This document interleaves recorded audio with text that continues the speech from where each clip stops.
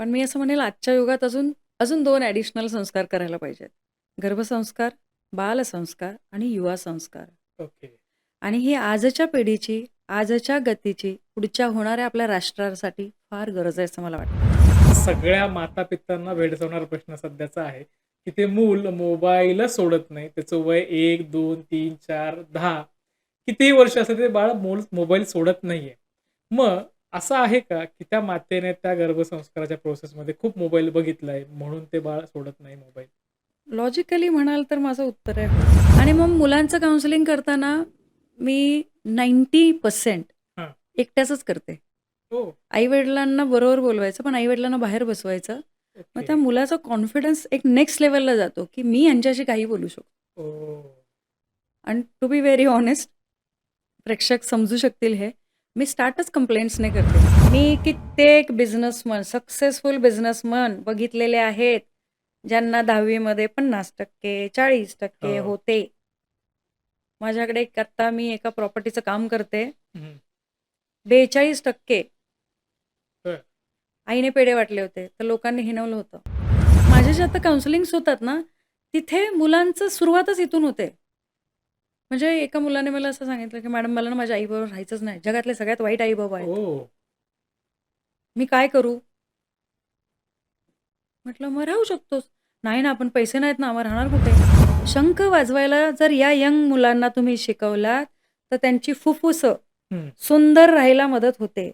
Okay. आणि ते वाजवताना जर त्याला त्रास होतोय, तर तुम्हाला कळेल, की फुफ्फुसांशी संबंधित तुमचा मुलगा बाहेर जाऊन काय करतोय का? हां. सोपं आहे की नाही? आई-वडिलांना वाटतं, की त्याला एक वेगळी स्टडी टेबल दिला, वेगळी अभ्यासाची रूम दिली, वेगळं त्याला दिलं, तुला जागेवर सगळं मिळतंय, मग तुला अभ्यास करायला काय? ही कमेंट ऐकली आहे मी. हो, हो. आहेच आहे. मला माझ्या एका क्लायंटने सांगितलं, "मॅडम सगळं हातात देते मी त्याच्या. हं. अभ्यास करायला काय जातंय त्याच्या?" मी त्याच्या वडिलांना सांगितलं, "मुलाचं काउन्सिलिंग नंतर करूया. मला पहिलं तुमच्या बायकोचं काउन्सिलिंग करायचं." ओके.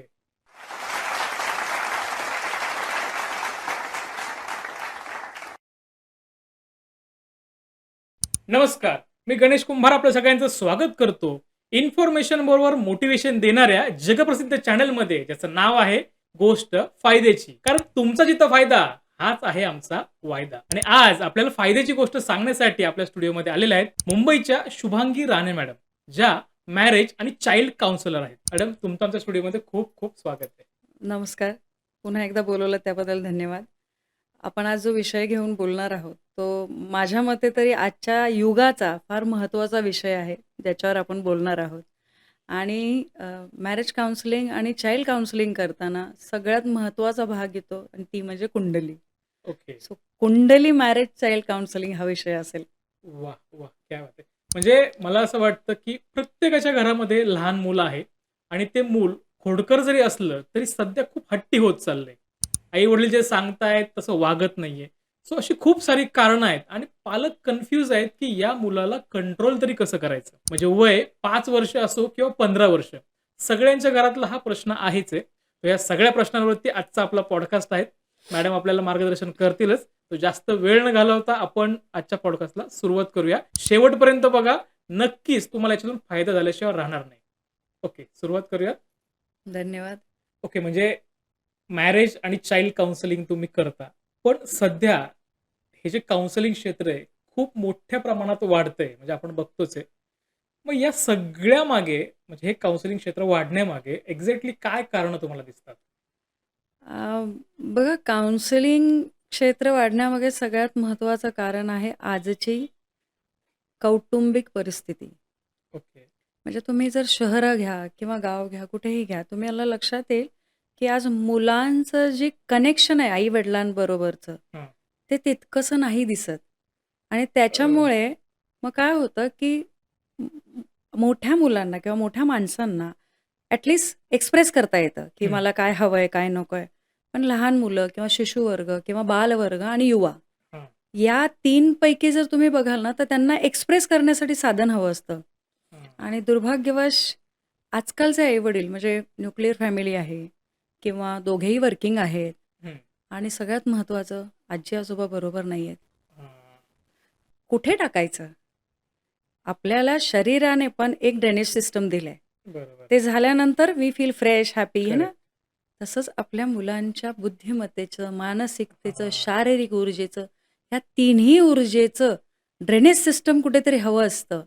मग जेव्हा आजूबाजूला माणसं असतात, तेव्हा आपल्या आसपास कुठे ना कुठेतरी एक व्यक्ती आपल्याला असं मिळतो, की मी या व्यक्तीशी काही बोलू शकतो. करेक्ट.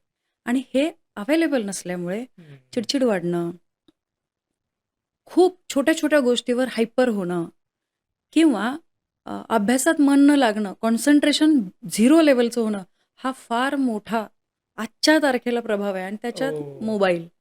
म्हणजे खरं.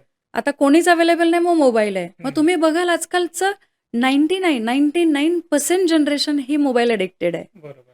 कारण त्यांना हक्काचा एक कोणतरी माणूस मिळालाय, हां. एक्सप्रेस करायला. करेक्ट. आयदर तो एक्सप्रेस करतो किंवा हे एक्सप्रेस करतात. हो. ह्यामुळे मग जे मुलांमध्ये जे मानसिक बदल होतात, शारीरिक बदल होतात, इथे काउन्सिलिंग फार प्रभावी काम करतं. ओह! आणि मला काउन्सिलिंग करताना सगळ्यात महत्त्वाचा फायदा हा होतो, की मी कुंडली काउन्सिलिंगच करते. कारण काउन्सिलिंग ओह! करण्याच्या अगोदर मी कुंडलीचं एनालिसिस करते. या मुलामध्ये कुठे वाढ करायची आहे आणि ती कुठली ओके. वाढ तो सहज गृहीत धरेल, ग्राह्य करेल. ओह! त्याच्यावर काम केल्यामुळे काउन्सिलिंग वाह! सोपं जातं. ओके. आणि मग मुलांचं काउन्सिलिंग करताना मी 90% हां. एकट्याचंच करते. ओह! आई-वडिलांना बरोबर बोलवायचं, पण आई-वडिलांना बाहेर बसवायचं. मग ओके. त्या मुलाचा कॉन्फिडन्स एक नेक्स्ट लेव्हलला जातो, की मी ह्यांच्याशी काही बोलू शकतो. ओह! आणि टू बी व्हेरी हॉनेस्ट, प्रेक्षक समजू शकतील हे, मी स्टार्टच कंप्लेंट्सने करते, ओके. की आई-वडिलांचं काय आहे? तू सांग. आई कशी वागते? बाबा कसे वागतात? काय आहे? तुला हे आवडते का? नाही आवडत आहे का? मग ही ओह! Start expressing. करेक्ट. मग मला कळतं नक्की मर्म कुठे आहे? काय हां. दुखतंय? कारण काय होतं ना, कुठे दुखतं हे कळलं ना, की सोपं जातं करेक्ट. औषधोपचार करणं आणि मग तो एक्सप्रेस होतो आणि मग आपल्याला या सगळ्याची गरज फार प्रकर्षाने जाणवते, जी त्या मुलांना ॲप्लिकेबल करता येते. ओके. तर इथे ओके. काउन्सिलिंग क्षेत्र खूप मोठं काम करतं आणि त्यातल्या त्यात कुंडली म्हणेल, की कारण ते मुलगा ते घेऊन आलोय ना. हां, बरोबर. मुलगा घेऊन आलाय, आई-वडील पण ते घेऊन आलेत. हां. मग त्याच्यामध्ये थोडं इनपुट केलं. आता तुम्हाला सांगू का, मला आत्ताच्या काउन्सिलिंग क्षेत्रामध्ये मुलांपेक्षा जास्त पालकांचं काउन्सिलिंग करणं गरजेचं आहे, असं फार प्रकर्षाने वाटतं. ओह! न्यूक्लिअर फॅमिली असल्यामुळे हं. बेसिक आयडियाज नसतात. न्यूली मॅरिड असतात, मूल झालेलं असतं, कसं हां. वाढवायचं, कुठे काही अनुभव नसतो. मागचा अनुभव कोणी गाठीशी दिलेला नसतो. हां. त्याच्यामुळे फ्लोमध्ये जातो. पण तो फ्लो कुठेतरी चुकतोय का? थांबवायचा आहे हां. का? किती वाढवायचा आहे? किती प्रमाणात कमी करायला पाहिजे आणि किती प्रमाणात ठेवायला पाहिजे? हां. हे होण्यासाठी पॅरेंट काउन्सिलिंग फार महत्त्वाचा रोल प्ले ओके. करतं, असं मला वाटतं. वाह! म्हणजे मला वाटतं, की आज खूप सुंदर मार्गदर्शन आपल्याला मॅडमकडून मिळणार आहे. सो मला एक एक ह्याच्यातच प्रश्न विचारायचा आहे, की एखाद्या मुलाला आत्ता काउन्सिलिंगची गरज आहे. हे कुठल्या सिम्प्टम्सवरनं आपण ठरवू शकतो? मुलगा अतिशय चिडचिड करत असेल, एक्सप्रेसिव्ह होत असेल, कुठल्याही गोष्टीत न ऐकणं, अभ्यासात अजिबात चित्त न लागणं किंवा ओके. घरात अभ्यासाला न बसणं, एका जागी शांत बसतच नाहीये. ओके. ह्या लक्षणावरून आपल्याला लक्षात यायला पाहिजे, की ह्याला काउन्सिलिंगची गरज आहे किंवा ओह! ह्याचं काउन्सिलिंग आपल्याला करायला पाहिजे. अर्थात हे त्या मुलाला न सांगता काउन्सिलिंग करायचं आहे. ओके. कारण आपल्याकडे काउन्सिलिंग म्हटलं, की हं. आपण अरे बापरे! ही भावना जी येते ना, ती नाही आली पाहिजे. हां. हे स्मूथ वेवर काउन्सिलिंग झालं पाहिजे. तर ह्या सगळ्या गोष्टी दिसल्या. म्हणजे युवा आणि बालाच्या मधलं जर घेतलं, तर तिथे असं बघाल, की युवा आणि बालच्या मध्ये असणारे म्हणजे साधारणतः तुम्हाला सांगते 8 ते 15 वर्ष हां. ह्या कॅटेगरीतल्या मुलांमध्ये फार प्रकारचं एग्रेशन असतं. हो. आणि ते ॲग्रेशन पहिल्यांदा घरात निघतं. कारण बाहेर एक इमेज आपण कॅरी केलेली असते. करेक्ट. मग ते मुलांना हे सांगणं, की आपण बाहेर जी इमेज कॅरी करतोय किंवा आपली जी इमेज आहे ती बाहेर छान कॅरी केली पाहिजे. हां. घरातही ती तशीच छान राहिली पाहिजे हां. आणि याचा इम्पॅक्ट तुझ्या फ्युचर येणाऱ्या पर्सनॅलिटी डेव्हलपमेंटवर व्हायला पाहिजे. तर या अशा वेळेस फार महत्त्वाचं होतं कारण त्या मुलांमध्ये फार दुविधा मनस्थिती असते. डिसिजन्स लवकर न घेणं हां. किंवा मला हे नाहीच करायचंय, मला माहीत नाही काय करायचंय, मी हे करूच का नको? ही ओह! मनस्थिती असणं. अशा वेळेस काउन्सिलिंगचा फार उपयोग पडतो आणि अशा वेळेस काउन्सिलिंग घेतल्याने रिझल्ट छान येतात. म्हणजे मला वाटतं मॅडमने आता जे सांगितले तसे सिम्प्टम्स तुमच्या मुलामध्ये दिसत असतील, तर नक्कीच तुम्ही काउन्सिलरचा सल्ला घ्या. मॅडम हे काउन्सिलिंग करतात. आत्ता नंबर तुम्हाला स्क्रीनवर दिसतोय. तुम्ही फोन करून अपॉइंटमेंट बुक करू शकता. अजून आपला एपिसोड सुरू आहे, संपलेला नाहीये. सो आपण आता पुढे जाऊयात. येस. ओके. आता काउन्सिलिंग या विषयावर आपण बोलतोय. तुम्ही सांगितलं एक्झॅक्टली गरज काय आहे किंवा सिम्प्टम्स काय दिसतात. पण मग ह्याचं मूळ जे म्हणतो ना सुरुवात, काउन्सिलिंगची गरजच का पडते? ही जी सुरुवात आहे, ही कुठून होते? आपल्याकडे 16 संस्कारामध्ये एक संस्कार सांगितला जातो, गर्भसंस्कार. हां. पण मी असं म्हणेल आजच्या युगात अजून अजून 2 ॲडिशनल संस्कार करायला पाहिजेत. गर्भसंस्कार, बालसंस्कार आणि युवा संस्कार. ओके. आणि ही आजच्या पिढीची, आजच्या गतीची, पुढच्या होणाऱ्या आपल्या राष्ट्रासाठी फार गरज आहे असं मला वाटतं. ओके. गर्भसंस्कार म्हणाल ना, तर सुरुवात गर्भसंस्कारापासून झाली पाहिजे. सो आता मी तुम्हाला एक याच्याशी संबंधित एक कथा सांगते. कथा ही आपली सत्य घडलेली कथा आहे, की सुभद्रेच्या पोटामध्ये जेव्हा अभिमन्यू होते, त्यावेळेस जे चक्रव्यूह कसं भेदायचं हां. याचं त्या ऐकत होत्या आणि ते ऐकत असताना चक्रव्यूहाच्या आतमध्ये शिरायचं कसं हां. हे त्यांनी सर्व श्रवण केलं, ऐकलं. पण काय झालं, की कालांतराने ना त्यांना ग्लानी आली, झोप आली आणि ओके. त्या झोपल्या. हं.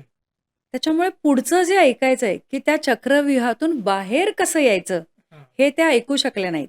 ओके. आणि ते ऐकू शकल्या न मुळे अभिमन्यू चक्रव्यूहात तर शिरू शकला, ते त्याने हां. भेदलं, हां. पण बाहेर त्याला येता नाही आलं. ओह! आता आपली कथा प्रत्येक वेळेस काही ना काही शिकवते. आपण फक्त कथा बघतो. मी मी प्रेक्षकांना पण सांगेल, की आपल्या प्रत्येक कथेमध्ये ना मतितार्थ शोधणं फार महत्वाचं आहे. हां.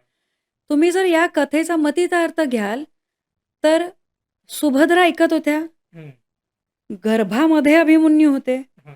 म्हणजे काय? माता जे ऐकते, ते शिशु, बाल ऐकतो. हां. माता जे बोलते, तसाच तो बोलतो. ओके. माता जे श्रवण करते, ग्राह्य करते, मग तो आहार असेल, ऐकणं, बोलणं, वाचणं, इथून खरे गर्भसंस्कार सुरू होतात. ओके. आणि ह्या गर्भसंस्काराची सुरुवात अशा प्रकारे झाली, की पहिलं बीजरोपण होतं. हां. मी तुम्हाला सांगू का, बीजरोपणामध्ये पण 3 प्रकारे मी म्हणेल. जसं मी हं. तुम्हाला म्हटलं, की गर्भसंस्कार बीजरोपण झाल्यावर होणं हो. अपेक्षित आहे. बालसंस्कार जेव्हा ते मूल आपल्याबरोबर वाढतंय हां. बालवयापर्यंत, त्याच्यानंतर बालवय ते युवा वयापर्यंत, की तो एका मॅच्युरिटी लेव्हलला पोहोचतोय, हां. तिथपर्यंत करणं गरजेचं आहे. तर तुम्ही बघाल ना, तर ह्या अग्नीच्या 3 तत्व आहेत. हां. एक दीपज्योती. दीप प्रज्वलित केला, की देवासमोर जेव्हा आपण लावतो, आपल्याला शांततेची अनुभूती हो. येते, है ना? पण तीच ज्योती जेव्हा चुलीवर जाते, तेव्हा ती अन्न शिजवते, आपली भूक शमवते. हो. ती तिला एक चांगलं रूप प्रदान करते. पण तीच ज्योती जर ज्वालांचं रूप घेतलं तर ती वणवा पसरवू शकते. हो.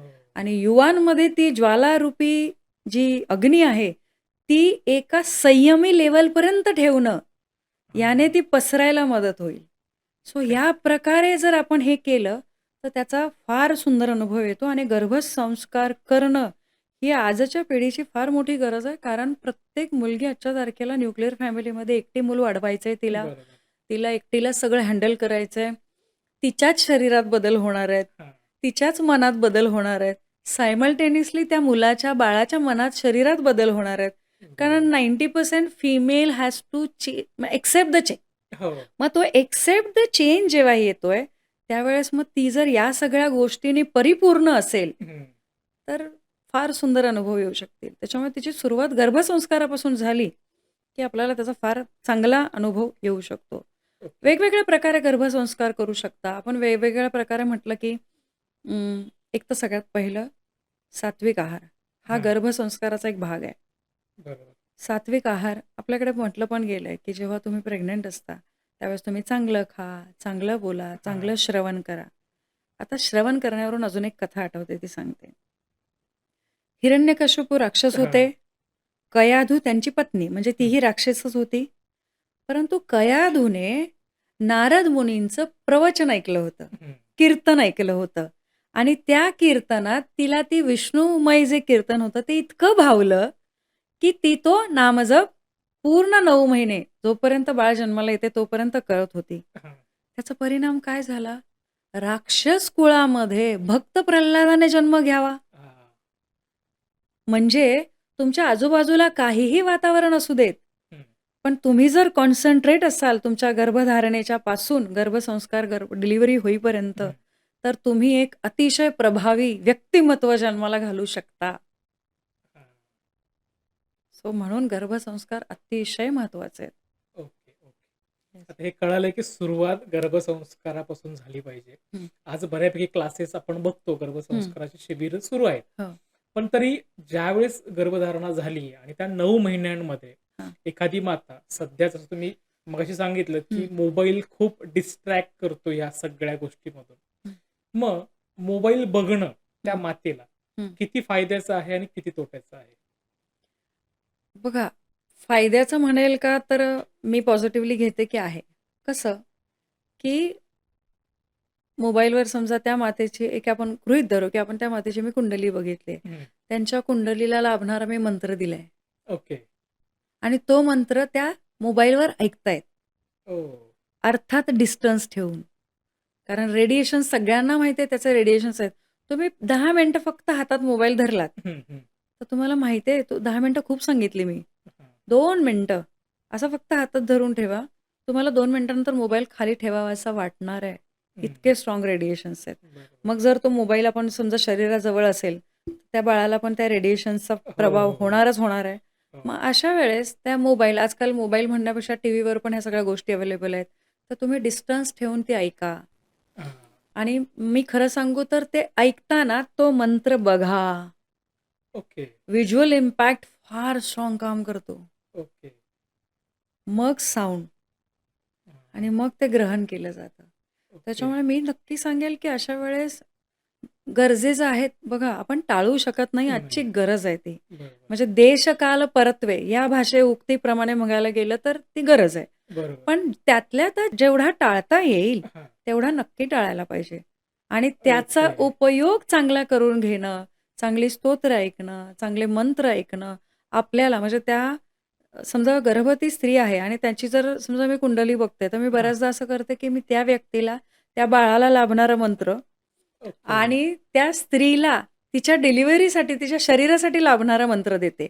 ओह! मग त्यामुळे काय होतं, की डायरेक्ट कनेक्ट होते ती करेक्ट. आणि खूप सुंदर अनुभव येतात त्याचे. म्हणजे बरोबर. मला कैक लोकांचे असे अनुभव आहेत. मग ह्या 2 गोष्टींचा जर हं. आपण आविर्भाव घेतला आपल्या आयुष्यात हां, हां. गर्भधारणेपासून, हां. फार सुंदर रिझल्ट येतात आणि आपण तो मोबाईल नक्कीच त्या प्रमाणात टाळायला पाहिजे. बघा, मानलं तर राक्षस आहे, मानलं तर देव आहे. बरोबर. मी माझ्यासाठी मोबाईलला देव मानते. हां. कारण जेवढा गरजेचा आहे तेवढाच वापरायचा. अति सर्वत्र वर्जते. हां. त्याचा अतिवापर केला की तुम्हाला त्याचा त्रास होणार आहे. बरोबर. मग तो चांगल्यासाठी पण असू शकतो, वाईटासाठी पण हं. असू शकतो. तर तुम्ही त्याचा जर एक संयम ठेवून जर वापरला, तर नक्कीच त्याचा वापर गर्भवती स्त्री स्वतःसाठी करून घेऊ शकते. तुम्ही आत्ता तो एक मुद्दा काढला, की ज्यावेळेस ती माता प्रेग्नंट आहे हं. आणि ते आई-वडील ज्यावेळेस तुमच्याकडे येतात हं. काउन्सिलिंगसाठी, हं. तर मला एक इंटरेस्टिंग असा प्रश्न येतोय म्हणून विचारतो तुम्हाला, विचारा ना. की आता त्या दोघांची कुंडली तुमच्या समोर आहे. हो. त्या कुंडलीतून कळू शकतं आपल्याला की त्यांना जी अपत्य प्राप्ती होणार आहे, ती एक्झॅक्टली कुठल्या क्षेत्रात जाऊ शकते किंवा कुठे त्यांची रुची असू शकते. हं. ह्या दोघांच्या रुचीनुसार त्या येणाऱ्या अपत्याची रुची कुठल्या क्षेत्रात असू शकते, हे तुम्हाला कळतं का? आणि त्यानुसार जसं आपण एखादा फोटो लावायचो, श्रीकृष्णाचा असेल किंवा गोंडस मुलाचा फोटो असेल, ते लावलं जायचं आणि मग ते गर्भसंस्कार सुरू सुरू व्हायचे. ही व्हायचे. एक प्रोसेस आहे. हो. तर तसं तुम्ही कुंडली बघितल्या दोघांची, असे काही रेमेडीज देता का? नक्कीच देते. ओके. नक्कीच देते आणि त्याचा फार लाभ होतो. म्हणजे काउन्सिलिंग करताना तर मग मी आता तुम्ही गर्भधारणेच्या वेळेस म्हणालात, तर मी दोघांचं काउन्सिलिंग करते आणि मी दोघांची कुंडली बघते. ओके. कारण बघा, जन्म जरी तिला द्यायचा असला, हां. तरी बीज त्यांचं आहे. करेक्ट. मग त्या बीजाचं योग्य प्रकारे जर रोपण, हं, संगोपन झालं, हं. तर त्याचा छान वृक्ष होणार आहे. हो. मग बीजरोपण झालंय, आता संगोपन करायचं ही दोघांची जबाबदारी आहे. हां. मग ते होत असताना समजा जेंट्स आहेत, नाव व्हेरी कॉमन की सिगारेट्स आहेत. हं. आता तो माणूस सिगारेट पीत असेल, तर कठीण आहे ना म्हणजे. हां. मग अशा वेळेस आहे ना, कधी-कधी मेल काउन्सिलिंगमध्ये हे सांगणं पण फार फलदायी होतं. म्हणजे जातकांसाठी आत्ता आपल्या ह्या हं. सगळ्या प्रेक्षकांसाठी हे आहे, की अशा वेळेस तुम्ही अव्हॉइड करा. Okay. Don't smoke or at least avoid smoking in house. Okay. कारण तुमच्या शरीरावर त्याचा परिणाम 3 दिवस असतो हे सायन्स सांगते. हो, हो, हो. मग त्या गर्भावर किती दिवस होणार? सो ह्या गोष्टी टाळता येतात. समजा मला असं जाणवतं, की समोरचा जातक जो आहे म्हणजे त्याचे जे होणारे पिता आहेत, ते थोडेसे तापट आहेत असं गृहीत धरलं. तर अशा वेळेस मला त्यांनाही मंत्र देता येतो, की तुम्ही एक काम करा. हा मंत्र घ्या आणि ह्या मंत्राचं श्रवण, कीर्तन ऐका, ओके. श्रवण करा, म्हणा किंवा नाहीच काय जमलं तर बाजूला सायलेंटली तो रन होऊ देत. तुमच्या back of the mind, subconscious माइंडला तो जाऊ देत. ओके. फार सुंदर रिझल्ट येतात. हो. सो तेही करता येतं आणि ओके. मग ते केल्याने काय होतं, हिला फार सपोर्ट होतो. हं. कारण काय होतं बघा, एकतर म्हणजे बाईचं शरीर, मन सगळं बदललेलं असतं. बरोबर. एक तर तिच्या इच्छा काय-काय वेगवेगळ्या लेव्हलच्या जातात. हां. म्हणजे तिला रात्री 12 वाजता पण खावंसं वाटू शकतं. हे होतं ना. होतं. हां, मग बरोबर. अशा वेळेस त्यांनी ते चिडचिड न करता, की "अरे 12 वाजलेत, मग 12 वाजता तुला हे खावंसं वाटतं, त्याच्याऐवजी तू थोडंसं हे खाऊन बघ." म्हणजे तिची तृप्तता होणं, हां. पण ती चांगल्या प्रकारे होणं फार महत्वाचं आहे. करेक्ट. आणि स्पेशली जेव्हा दोघं राहतात ना, त्यावेळेस तर हे दोघांचं काउन्सिलिंग फार हो. महत्वाचं आहे. मग अशा वेळेस अजून एक गोष्ट काय होते माहिती आहे का, की तुम्ही जसं म्हणालात, की अपत्याचं तो काय करणार आहे किंवा हं. काय, निश्चित हे कळतं. पण हे त्यापेक्षा जास्त जेव्हा त्या अपत्याचा जन्म होतो, त्यावेळेला प्रभावीपणे कळतं, की ह्याने ओके. कुठे जायला पाहिजे. ओके. ओके. पण येणाऱ्या अपत्यासाठी या दोघांच्या कुंडलीप्रमाणे काय उपाय करायला पाहिजेत, हां. काय ते ह्या दोघांना लाभदायी होतील, हे फार प्रभावीपणे कळतं. ओके. आणि त्याच्यात तुम्ही जसं म्हणालात, की असं बऱ्याचदा होतं, की अ, अपत्य होत नाहीये, हं. मिसकॅरेजेस होतायत. हं. तर इथे मग पुन्हा वास्तूचा प्रभाव दिसतो, कुंडलीचा प्रभाव ओके. दिसतो. मग अशा वेळेस वास्तू, कुंडली आणि ते अपत्यप्राप्तीचं फलप्राप्ती झाली, हं. की त्याच्यानंतर होणारं काउन्सिलिंग हे फार महत्त्वाचा रोल प्ले करतं. ओके. त्याच्यामुळे बघा पुन्हा मी म्हटलं तसं, की प्रत्येक म्हणजे शास्त्र आपलं एकमेकांमध्ये हां. गुंफून आहे. गुंफून आहे. तर हे इथे प्रभावीपणे दृष्टिक्षेपात येतं, की हे असं आहे. मग हे जर आपण केलं आणि त्या दोघांचं काउन्सिलिंग केलं, तर आपल्याला फार छान रिझल्ट देता येतात, देऊ शकतो. अर्थात ते प्रभावीपणे केलं गेलं पाहिजे. तर ते ओके. करता येतं. नक्कीच करता येतं. म्हणजे मला आत्तापर्यंत आपण गर्भसंस्काराचे एपिसोड्स केलेले आहेत. पण आजचा जो एपिसोड आहे तो थोडासा सगळ्या गर्भसंस्कारांपैकी जे एपिसोड झाले त्यापेक्षा हा वेगळा का वाटतोय मला? कारण याच्यामध्ये माता आणि पिता या दोघांची कुंडली बघून काय वागायचंय, काय करायचंय, कुठले मंत्र म्हणायचेत, एक चांगलं आणि हेल्दी अपत्य मिळवण्यासाठी या संदर्भात आपण आत्ता चर्चा करतोय.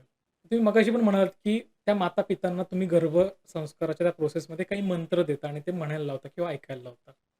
पण मग या प्रोसेसमध्ये त्या गर्भाला चांगले संस्कार मिळण्यासाठी असे कुठले मंत्र आहेत का, जे त्या मातेने ऐकले पाहिजेत किंवा म्हटले पाहिजेत? नक्कीच बरेच मंत्र आहेत. पण एक आपण सर्वांना करता येईल तसा मंत्र मी तुम्हाला सांगते आणि मंत्र का करावा ते थोडंसं मी हां. एक्सप्लेन करते. बघा आजचं सायन्स, न्यूरोसायन्स पण हे सांगतं, की 5व्या महिन्यापासून गर्भाला कंपनं समजतात. ओके. स्पर्श समजतो, हां. कंपनं समजतात. आता आपले पूर्वज तर पहिल्या दिवसापासूनच सांगायचे, की पोटावर हात ठेवायचा, मंत्र म्हणायचा, हं, हं, पोटावर हं. हात ठेवायचा, स्तोत्र म्हणायचं. हं, हं, हं. नाभीमध्ये बरेच आयुर्वेदिक उपचार केले जायचे, जेणेकरून ते बाळाला ते मिळावेत, ते सुदृढ सशक्त व्हावं. हां. हा आयुर्वेदाचा पण एक भाग आहे. सो त्यामध्ये मी तुम्हाला असं सांगेल, की हे सगळं करत असताना जेव्हा मी तर म्हणेल 5व्या महिन्याची वाट बघायची गरज नाहीये. ओके. पहिल्या दिवसापासून करा. ओके. वाया नाही जाणार आहे. हां. ॲड व्हॅल्यूज करणार आहे. बरोबर आहे. मग एक विष्णूंचा एक खूप सुंदर मंत्र आहे. मला फार आवडतो. हां. शांताकारं हां. भुजगशयनं पद्मनाभं सुरेशं. हा मंत्र पूर्णतः घ्यायला सांगा आणि पोटावर हात ठेवून म्हणायचा. किती ओके. वेळा म्हणायचा, किती वेळ म्हणायचं, काही कंपल्शन नाहीये. ओके. मनापासून 11 वेळा हातात ठेवून 11 वेळा जरी म्हणालात तरी अनुभूती येईल. ओके. 108 वेळा तर अजून जास्त येईल.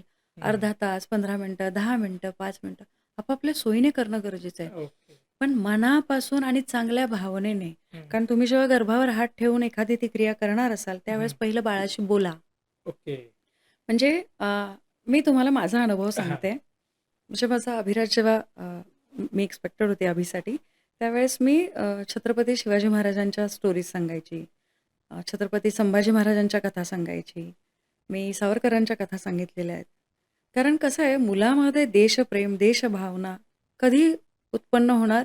जेव्हा तो मातृप्रेम, पितृप्रेम हां. यामध्ये संपूर्ण असेल. आणि मी तर पहिल्या दिवसापासून हे करायची. म्हणजे गर्भावर हात ठेवून रोज एक स्टोरी सांगायची आणि मी हे म्हणायची, की "बाळा आज आपण एक नवीन गोष्ट ऐकणार आहे हां. ओके. यू वोंट बिलीव्ह आपलं सायन्स सांगतं 5व्या महिन्यात. हं. मला तिसरा महिना ऑलमोस्ट संपायला आला होता. हं. त्याच्यानंतर मला मूव्हमेंट दाखवायची.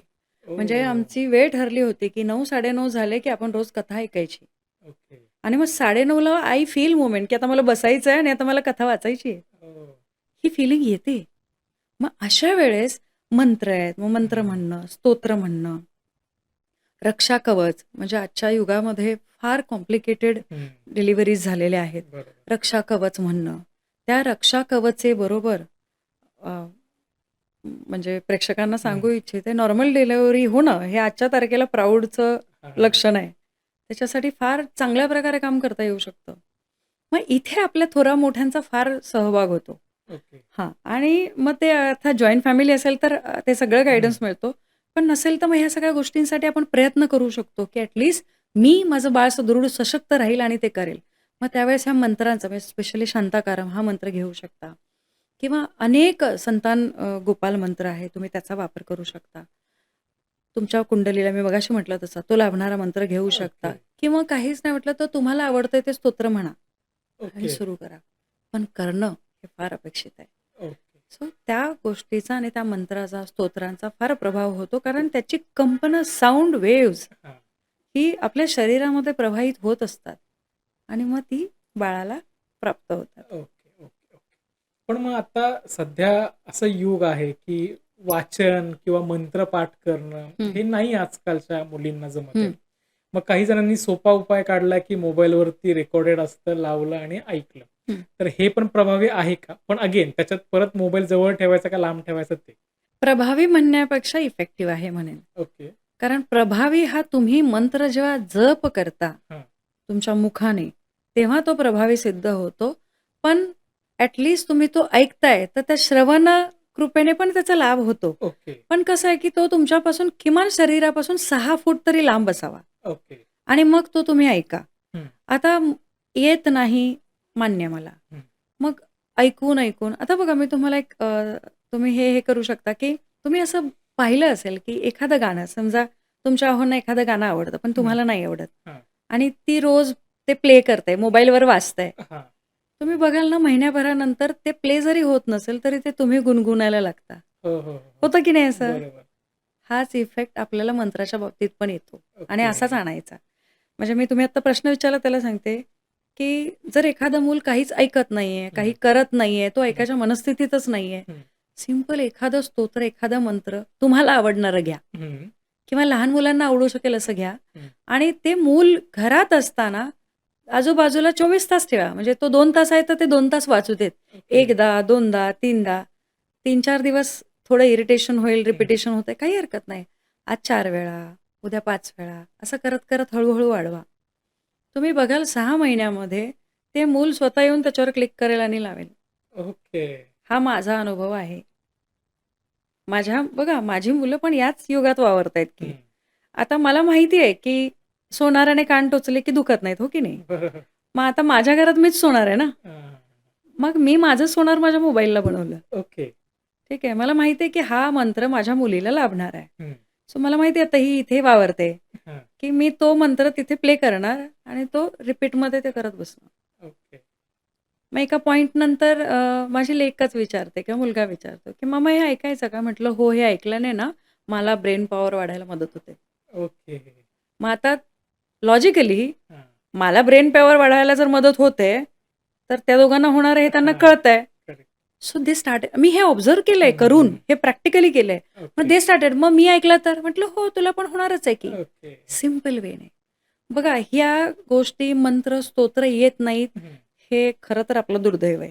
हां. यायला पाहिजे. बरोबर. कारण आपण अशा देशात राहतो, ज्याची संस्कृती हं. या स्तोत्रमंत्राने सुरू झाली आहे. मग ते बरोबर. येणं अपेक्षित आहे. पण हं. नाही येतंय, काही हरकत नाही. हेही नसे थोडं, की तुम्हाला वाटतंय करावंसं, हं. मग अशा प्रकारे करा आणि त्याचा ॲडव्हांटेज घ्या. पण अर्थात तो किमान शरीरापासून 6 फूट तरी लांब असला पाहिजे. ओके. आणि तर मग तो श्रवण ऐकून एका पॉइंटला तो माणूस किंवा तो व्यक्ती तो मंत्र गुणगुणायला लागतो. ओके. ओके. अशा प्रकारे याचा नक्कीच आपण फायदा करून घेऊ शकतो. आता मोबाईलवरच बोलतोय आपण. हां. तर त्या गर्भसंस्काराच्या 9 महिन्यांमध्ये हां. मोबाईलवर त्या स्त्रीने काय हं. पाहिलं पाहिजे, सगळ्यात महत्त्वाचा मुद्दा हा. आणि जे पण आपण पाहतोय, ते त्या बाळावर संस्कार कशा पद्धतीने होतायत याविषयी सांगा? बघा मोबाईल पाहताना गर्भधारण झालेल्या स्त्रीने तर नक्कीच खूप अ, आकांडतांडव असणारे स्पेशली सांगू तर भूताखेताचे किंवा ओके. त्याच्याशी संबंधित कुठलंही कंटेंट हं. अजिबात पाहू नये. ओके.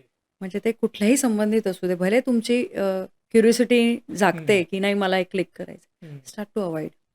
कारण अशा वेळेस तुम्ही स्तोत्र ऐका, मंत्र ऐका. तुम्ही असं जसं रामायण आहे, हं, मोबाईलवर अवेलेबल आहे की. हं, लवकुश, हं. लवकुशाचा जो पार्ट आहे, तो धारण झालेल्या स्त्रीने नक्की पाहावा. ओके. फार, फार सुंदर, सुंदर प्रकारे केलेलं आहे ते. तर ते नक्की पाहिलं पाहिजे. अशा चांगल्या गोष्टी बघणं किंवा तुम्हाला सांगेल मी चांगल्या-चांगल्या कथा ऐकणं, हं. कथांची पुस्तकं वाचणं, पुस्तकं वाचण्यासारखा सुंदर गर्भसंस्कार नाही, ओके. इतकं सांगते. कारण इतकं कनेक्ट होते ना ती व्यक्ती हं. त्या पुस्तकामध्ये, की असं वाटत असतं की दोघेही वाचतायत. ओके. मी हे अनुभवलेलं आहे. हो.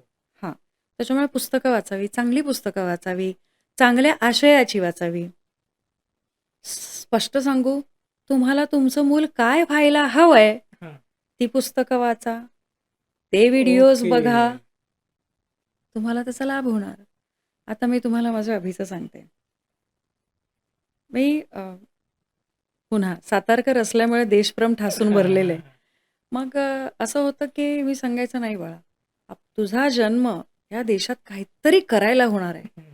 तर तू असं काहीतरी घेऊन ये येताना, की तू तुझ्या माता-पितांबरोबर, तुझ्या कुटुंबाबरोबर, तुझ्या कुळाचं नाव जेव्हा उच्चारण करशील, हां. त्याबरोबर तुझं नाव भारताच्या एका चांगल्या, ओके. प्रतिष्ठित एका व्यक्तिमत्त्वासारखं झालं पाहिजे. त्याच्यासाठी तुला काय करता येईल, ते ओके. तू कर."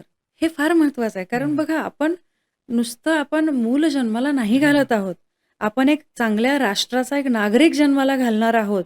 मग त्याच्यापासून बाळकडू हे इथून सुरू होणं फार हं. महत्वाचं आहे. बरोबर. त्याच्यामुळे अशा वेळेस तुम्ही या गोष्टींची जर मदत घेतलीत, की चांगल्या गोष्टी वाचणं, बघणं.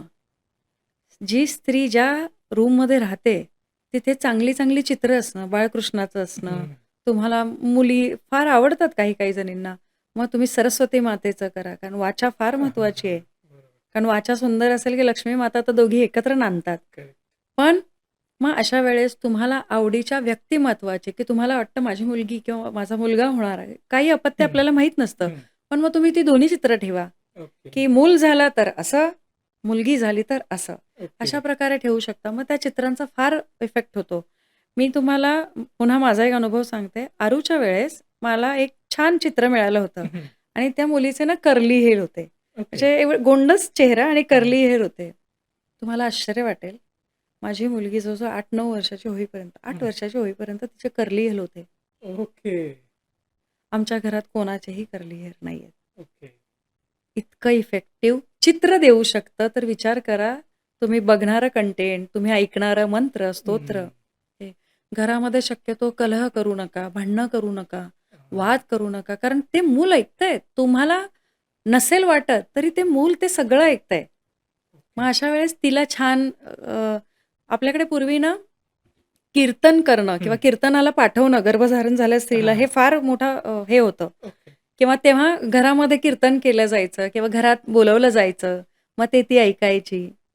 आता तुम्हाला इथला एक किस्सा सांगते. आत्ता 2 दिवसापूर्वी हं, मी एक गाणं ऐकत होती. मला आवडतं खूप ते. हं, पण त्या गाण्यातलं पिक्चर मी बघितलं ना आणि मला क्लिक झालं ते. हं. त्या गाणं सुरू श्यामची आई पिक्चराचा हां, जुन्या पिक्चरचा तो भाग आहे आणि त्याच्यात त्याची आई सांगते, की "अरे जरा तू पाय दाबून दे त्यांचे." हां. वयस्कर व्यक्तींचे. तर तो म्हणतो, "हो, माझा अडला एक हिटर." ओके. ही लाईन आहे त्याच्यात. त्याची आई, श्यामची आई. मग आई गर्भसंस्कार कसे करते त्याचं एक उत्तम उदाहरण देते मी हं. तुम्हाला. तर आई त्यांच्या सासूबाईंना किंवा त्यांच्या ज्या वयस्कर व्यक्ती आहेत त्यांना सांगतात, की "आई तुम्ही ते गाणं म्हणा ना हो." मग त्या म्हणतात, "द्रौपदीसी बंधू शोभे नारायण." या गाण्यामध्ये कडव्यामध्ये त्या असं म्हणतात, सुभद्रा त्याच्या पाठीची बहीण झाली वैरीण. मला काही येत नाही जास्त, पण मी सांगते. याच्यात आहे ना, म्हणजे तिथे हे क्लिअर सांगितलं गेलं की सुभद्रा श्रीकृष्णांना म्हणजे पाठीची जी बहीण म्हणून आली आणि त्यांना स्वतःची साडी न फाडून देता त्यांना हम्म. बोटाला लागलंय. हम्म. अशा वेळेस द्रौपदी तिचा शालू फाडते आणि ती चिंधी म्हणून श्रीकृष्णांच्या बोटांना बांधते. ओके. आणि हे वाक्य जेव्हा संपतं, तुम्ही खरंच प्रेक्षकांनी सगळ्यांनी ते बघा. तो मुलगा आपसूक उठतो हम्म. आणि त्या व्यक्तीचे पाय दाबायला लागतो आणि तो ओके. स्वतः हे गुणगुणत लागतो. म्हणजे ओके. गाणं, चांगलं गाणं ऐकणं प्रतिकात्मक रूपाने किती प्रभावी ठरू शकतं, हे मला त्या दिवशी पण क्लिक झालं. ओके. बघा, प्रत्येक माणूस शिकत असतो. मी शिकलेली गोष्ट आहे. हम्म. आणि मला ते इतकं भावलं की म्हटलं, आता तुम्ही जसं म्हणालात की प्रभाव होतो, हा. तर मग हा मोबाईलचा प्रभाव असाही आपण करू शकतो. ओके. त्याच्यामुळे ह्या गोष्टी छोट्या छोट्या छोट्या गर्भसंस्कारातून आई-वडिलांना शिकवताना बऱ्याचदा अशा छोट्या छोट्या गोष्टींचा जर उपयोग केला, हम्म. आपल्याला एखादी गोष्ट पटवायची आहे, तर ते मग मारून मुटकून बऱ्याचदा नाही पटत. कधी-कधी धपाटा गरजेचा आहे. बरोबर. द्यावाच पाहिजे, दिलाच पाहिजे. पण मग गोष्टी वेगळ्या प्रकारे प्रेझेंट करून जर होत असतील, हम्म. तर हे बालमनावर तेवढेच चांगले परिणाम करतात. आता आपण मोबाईल संदर्भातच बोलतोय. आपण थोडं आता पुढे जाऊया. हं. ते बाळ गर्भातून बाहेर आलं, त्याचा जन्म झाला आणि सगळ्यात महत्त्वाचं म्हणजे सगळ्या माता-पित्यांना भेडसावणारा प्रश्न सध्याचा आहे, की ते मूल मोबाईलच सोडत नाही. त्याचं वय 1, 2, 3, 4, 10 कितीही वर्ष असलं ते बाळ मोबाईल सोडत नाहीये. मग असं आहे का, की त्या मातेने त्या गर्भसंस्काराच्या प्रोसेसमध्ये खूप मोबाईल बघितलाय म्हणून ते बाळ सोडत नाही मोबाईल? लॉजिकली म्हणाल तर माझं उत्तर आहे हो. ओके. मी तेच म्हटलं ना, की काय होतं, की शरीराच्या कृतीतूनच ते सगळं जातंय. हं. तर हां, नक्कीच की कमी बघितला पाहिजे. शरीरापासून रेडिएशनसाठी तर तुम्हाला दूर ठेवायचंच आहे. पण म्हणून मी मगाशी म्हटलं तसं, की पुस्तक वाचणं फार महत्त्वाचं आहे. ओके. कारण मोबाईल आपसूक सुटेल. हं. तर त्याच्यामुळे त्याचा परिणाम मुलांवर नक्कीच होऊ शकतो. पण फक्त हे एकच कारण नाहीये.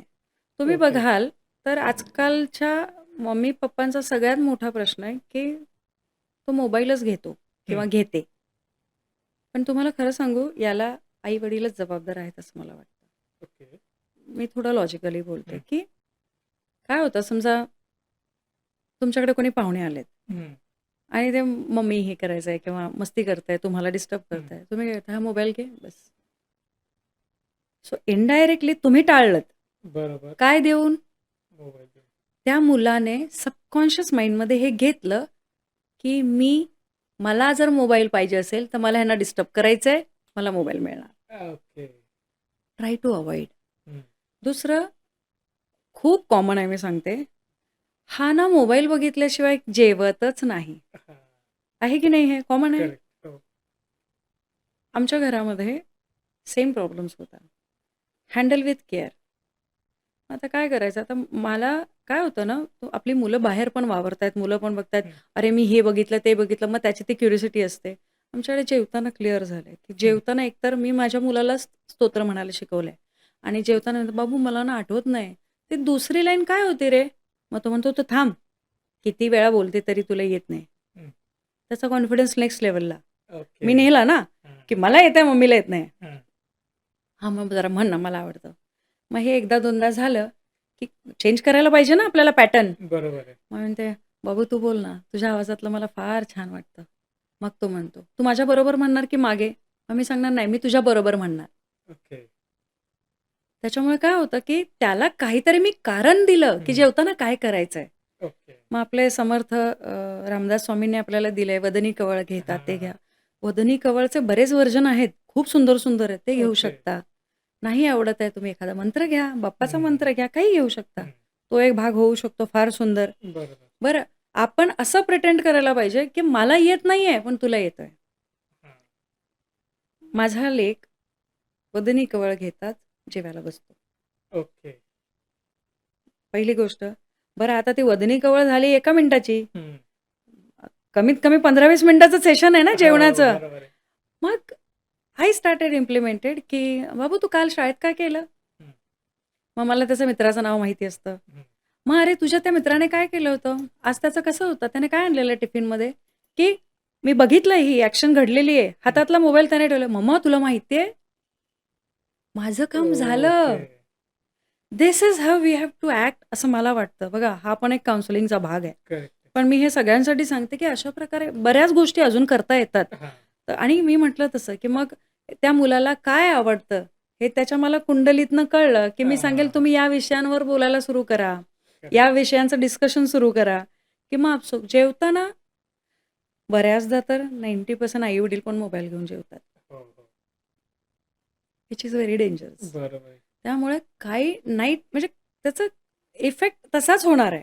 बरोबर. मग अ, असं पण तुम्ही स्कीम लावू शकता. तुम्ही छोटे-छोटे गेम खेळू शकता, की आज सगळ्यांचे मोबाईल इथे, हं. जेवायच्या आधी कोणाचाही मोबाईल कोणी घ्यायचा नाही. जो घेणार तो हरणार. मग ओके. प्राईज लावा. हां. आम्ही हे करतो. ओके. मग ह्या सगळ्या कृती मी ज्या सांगते आम्ही हे करतो. हं, हं. मग ते नाही घ्यायचं आहे. मग आज मग मी नेहमी आता मी ह्या क्षेत्रात असल्यामुळे आज ना मी हे स्तोत्र ऐकलं. ह्यातली ना ही लाईन मला खूप छान वाटली. हं. मग मी त्यांना कॉन्सन्ट्रेट करते, की मी काय म्हणते ते ऐका. हं. मग ते म्हणतात, "हां, सांग बरं." मग त्यांचा इंटरेस्ट क्रिएट करते. ओके. मग त्यांचा इंटरेस्ट क्रिएट होईल. असं काहीतरी आपण छान बोललं, छान वागलं, की ते हळू-हळू होईल. मग छोटा भीम बघितल्याशिवाय तो जेवतच नाही. अरे मग छोटा भीमच आहे ना, मग छोटा भीमला प्रत्यक्षात आणा. स्टोरी सांगा. हो. Keep aside. हं. तुला माहिती आहे का छोटा भीम मला माझ्या लेकाने विचारलं होतं एकदा, की "मम्मा आपण हनुमानजींना खरंच भेटू शकतो का?" ओके. कारण त्याला आम्ही हनुमानजींची सीरीज दाखवत होतो. ओके. त्याने ते जे बघितलं, तर म्हटलं, "हो." मग त्याच्यासाठी काय करायला लागतं? आत्ता पण खरं-खरं येणार का? म्हटलं, "हो, 100% येणार. हं. माझा विश्वास आहे, तू विश्वास ठेव, तुला भेटायला येणार." हं. मग मला त्याच्यासाठी काय करायला पाहिजे? मग मी त्याला सांगितलं, की "तुला हे करायला पाहिजे." तुम्हाला विश्वास नाही बसणार. गेली 2 वर्ष तो सातत्याने करतोय. जसा वेळ मिळेल तसं करतोय, पण तो ते करतोय.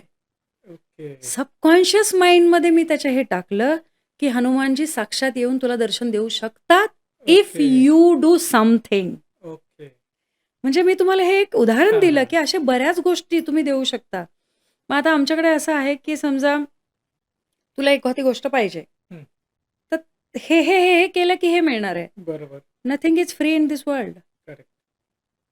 नो फ्री लंच बरोबर. नाही द्यायचं. मग मुलांना पण ते कळलं पाहिजे. हं. मग आता तुम्हाला सांगू का, ह्याच्यात आहे ना अजून एक फार मोठी गोष्ट जी मला जाणवते, की आई-वडिलांना फार कौतुक वाटतं हे सांगायला. मलाही फार पॅरेंट्स सांगतात. मी माझ्या मुलीला ना डिशही उचलायला देत नाही हो, हो, हो. किंवा मी माझ्या मुलाला पानही उचलायला दिलं नाही. I am sorry to say मी सगळ्यांना सांगते, very dangerous thing you are doing. You are correct. Damaging one soul. हं. मला सांगा तुमच्या आमच्या आयुष्यात घरात झाडू मारल्यापासून, भांडी घासण्यापासून सगळी आपण लहान वयात कामं केलेली आहेत. बरोबर. आणि त्याचंच प्रतिकात्मक रूप हे आहे, की आज तुम्हाला सगळ्या गोष्टी जागच्या जागी लागतात. करेक्ट. तर हेही एक बालसंस्कार आहे. हं. तुमचं मूल 3 वर्षाचं असू दे, 2 वर्षाचं असू दे, त्याला वाटाण्याच्या शेंगा सोलायला शिकवा, शेंगाची सालं काढायला शिकवा. ही कामं नाहीयेत. नाही आहेत. हे तुम्ही त्याच्या ब्रेनला एखादी ऊर्जा क्रिएट करण्याची पद्धत शिकवताय. बरोबर. मग ते किचनमध्ये छोटी-छोटी कामं असू शकतील, तांदूळ निवडण्या घेऊन, ही कामं नाहीयेत. हं. हे संस्कार होतायत, की घरामध्ये ही छोटी-छोटी कामं असतात, जी सगळ्यांनी एकत्रित मिळून करायची असतात, करेक्ट. एकमेकांना सपोर्ट देऊन करायची असतात. आणि मग तुम्ही बघा, आता समजा तुम्हाला वाटलं, पुन्हा मोबाईल. हं. मी हे करते. मला दिसलं, की तो खूप वेळ मोबाईल खेळतोय, की मी आहे ना डाळ आणते. हं. तुरीची डाळ घे किंवा तांदूळ घे आणि "बाबू जरा निवडून दे ना, मला डाळ करायची आहे, जरा देतोस का रे प्लीज?" तर काय करायचंय? मग मी त्याला सांगते, "ह्यातली काळी-काळी साईड ही बाजूला काढायची, तांदळातलं हे बाजूला काढायचं. नसेल माझ्याकडे काही तर मी तांदळामध्ये डाळ मिक्स करते आणि त्याला देते. बाबू जरा हे करून दे ना प्लीज, माझ्याकडनंच सांडली रे, आय एम सॉरी." ओके. म्हणजे मीच आधी सॉरी म्हणते त्याला. हां, हां, हां. सी त्याच्यामध्ये ही भाव प्रकट होतात, की "अरे हो, नाही तू जरा मम्माला मदत करशील का?" मग त्याला तो कॉन्फिडन्स येतो, की "अरे मी मम्माला मदत करू शकतो." ओके. See understand? हे सगळं आहे. तुम्ही बघा ना, पूर्वी निवडणं किंवा हे करणं ह्या छोट्या-छोट्या गोष्टीमध्ये मुलंच असायची. शेंगा फोडणं, हो. म्हणजे गावी जर बघाल, बरोबर आहे आहे. ना, चिंचांच्या ज्यांच्याकडे होते त्यांचे चिंचेचे कोळ बाजूला करेक्ट, करणं. करेक्ट. ते ऑटो संस्कार होते. हे तुम्ही करा. मग त्याला माहिती आहे तुम्हाला जेवताना, की "एक काम कर ना, माझ्याकडनंच सांडलं, आय एम सॉरी. जरा करशील का? तुला माहिती आहे का ह्याला डाळीला काय म्हणतात? तुला माहिती आहे का ह्याला काय म्हणतात?" हां. म्हणजे तुमच्याकडनं अभ्यासही झाला, तो जेवेपर्यंत ती डाळ निवडणे बरंच काय-काय करू शकतो. करेक्ट आहे. एन नंबर ऑफ आयडियाज लावता येतात. मी ह्या सगळ्या ज्या आयडियाज लावल्या त्या तुम्हाला आणि प्रेक्षकांना सांगितल्या, की ओके. अशा प्रकारे तुम्ही सायमल्टेनियसली हळू-हळू मुलांना मोबाईलपासून लांब ठेवू हं. शकता. आणि प्लीज माझ्या प्रेक्षकांना सगळ्यांना विनंती आहे, तुम्ही हे कौतुक म्हणून सांगणं मुलांसमोरचं बंद कराच, की मोबाईल घेतल्याशिवाय हा जेवतच नाही. हो. आमच्या घरात असं बऱ्याचदा होतं, की आजारी असेल, काय असेल आणि तो खूपच हे करत असेल, तर दिला जातो. पण अगेन 6 फूट. मग टीव्हीवर लावायचं, की हां, तू भीम बघ. ओके. That's okay. पण मोबाईल करताना मग मी बऱ्याचदा असं सांगते, जेव्हा मुलगा माझा मला एकदा म्हणाला, "नाही मम्मी मी जेवणारच नाही." हं. आईनं सांगितलं, "आई ताट उचला, घेऊन जा." लॅपटॉपवर होती, माझ्यासमोर घडलेली घटना आहे. मी काम करत ओके. होते. म्हटलं, "आई प्लीज ताट न्या. अन्नाचा अपमान नाही करायचा आहे. तुम्ही ते ताट झाकून ठेवा, मी जेवेन ते. आज अभिराजचा उपवास आहे, आज अभिराजला जेवायचं नाहीये." ओह! Very clear. तुला मोबाईल नाही बघायचा आहे.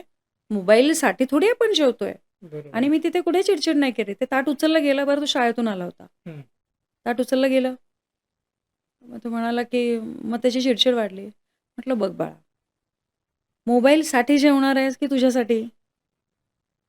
जर तू तुझ्यासाठी जेवणार असशील तर तू जेव. हं. जेवून झाल्यावर मी द्यायला तुला अलाउड करेल. पण तू म्हणशील, की मला मोबाईल नाही दिला तर जेवण नाही, तर सॉरी आज जेवण मिळणार नाही."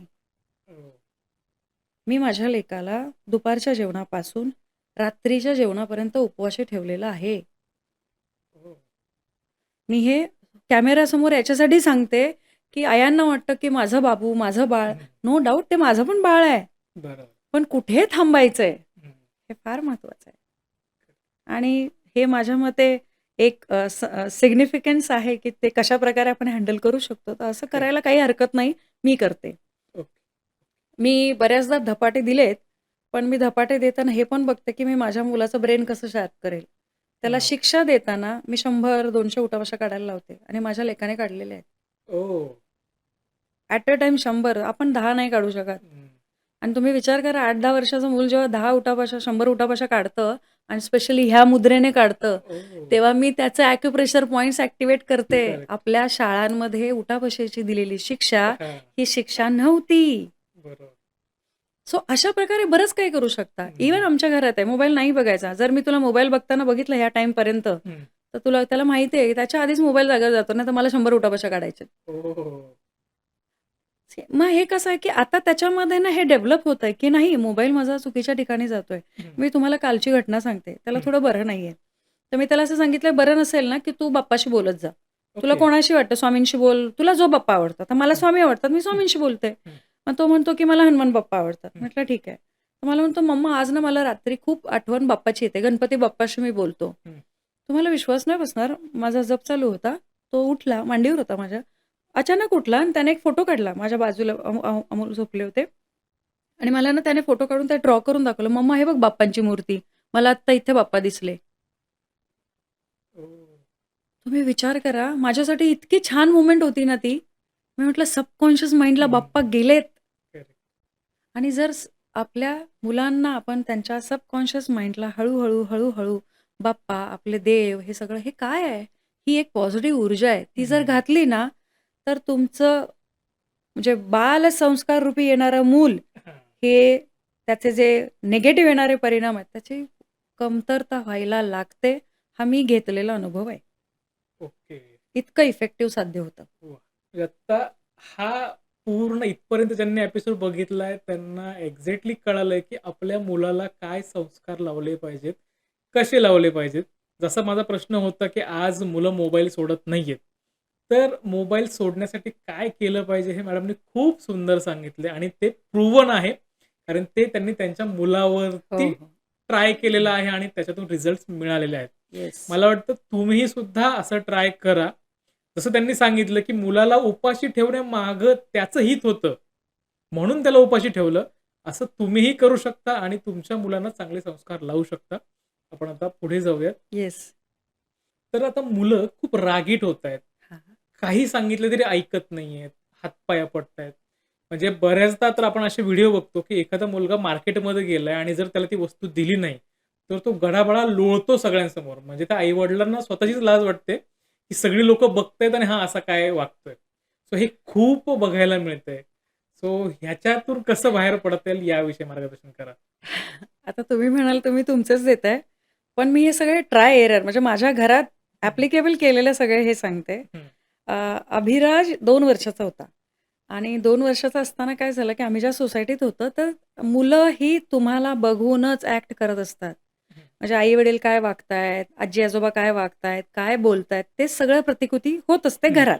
हं, तसंच ती बाहेर गेल्यावर पण होत असते. हं, आणि संध्याकाळची वेळ होती. अमोल त्यांना खाली घेऊन गेले होते आणि काहीतरी झालं आणि तो वरती आला आणि त्याने खाली एका मुलीला खालीच बसून तिथेच तुम्ही जे हं. सांगितलंत, तिला काहीतरी दिलं नाही, तिने हातपाय आपटले आणि ते त्याने बघितलं. हं. त्याच्या डोक्यात ते फिट होतं, की ओके. गोष्ट मागितली की असं करायचं म्हणजे हां, आपल्याला असं मिळणार. हां. आता तिथे त्याने हे बघितलं, की तिकडे रेप्लिका झाला, त्याचे आई-वडील वाकले आणि हं, आणि त्याने हे सेम एका संडेला केलं. हं. आणि हे मला अमोलने ऑलरेडी सांगितलं होतं, की नाही असं-असं झालंय आज अमोलने अभिने ना हे बघितलंय. सो आम्ही हे डिस्कशन्स करायचो हां, करतो. ओके. तर माझ्या डोक्यात ते फिट होतं, की ही क्रिया पुढे मागे घडणार आहे. हां, हां, आय हां. Have to be ready for it and I was trying thinking, की how I should handle this. आणि तसंच झालं. संडेला सगळे लाड असतात ना, म्हणजे आजी-आजोबा, हां, हां. आत्या, आई-बाबा घरी आणि काहीतरी झालं आणि त्याने सेम ॲक्टिव्हिटी केली. 2 वर्षाचा होता तो. ओके. आणि तो घरीच बसला आणि हातपाय मारणं आणि ते सगळं करणं. मी किचनमध्ये होती. किचनमधून आल्यावर 2 पायावर जे लावून दिले, हं. एका मिनिटात शांत झाला होता, एका मिनिटात. ओके. मी म्हटलं, परत हातपाय पडलेस, तर आज पडलेत त्याच्या 10 पटीने जास्त पडतील. तुला एखादी गोष्ट पाहिजे, तू सांग, प्रेमाने माग, की हं, "मम्मा मला हे हवंय." आणि जर ते तुझ्यासाठी चांगलं असेल, हं. तरच तुला ते मिळणार, अन्यथा नाही मिळणार. ओके. आणि तुला ते का नाही मिळणार, ते मम्मा आणि पप्पा तुला समजून सांगणार. आजी-आजोबा म्हणजे आई-बाबा पण सांगणार किंवा आत्तू पण सांगेल हं. किंवा माऊ सांगेल, जे कोण आहे ते पण ते सांगणार. ओके. आणि हे तुला समजून घ्यायचंय, की जर मोठे सांगतायत हे माझ्यासाठी योग्य नाही, तर ते नसणार आहे. हं. तुझ्यासाठी जेव्हा जे योग्य असणार ते देणार. 2 वर्षाच्या मुलाला हे असं समजवलेलं होतं मी. ओके. तो दिवस आणि आजचा दिवस परत कधीही आणि हे क्लिअर केलं, हे इथे केलंयस, हेच जर बाहेर झालं, तर हीच रिएक्शन माझी पण बाहेर येणार. ओह! बी केअरफुल तुला कुठे काय वागायचंय. कारण तू जे वागणार, तेच बाहेरची लोकं तुला बघणार. मग ते करेक्ट. तुझ्याबद्दल बोलणार, "अरे बापरे!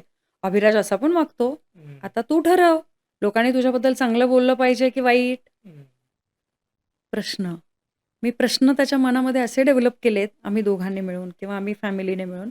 नो डाउट ह्याच्यामध्ये माझ्या सासू-सासऱ्यांचा फार मोठा रोल आहे. आम्ही दोघं जेवढे अवेलेबल त्याला होतो, जे करू शकतो, ते करतोय. हं.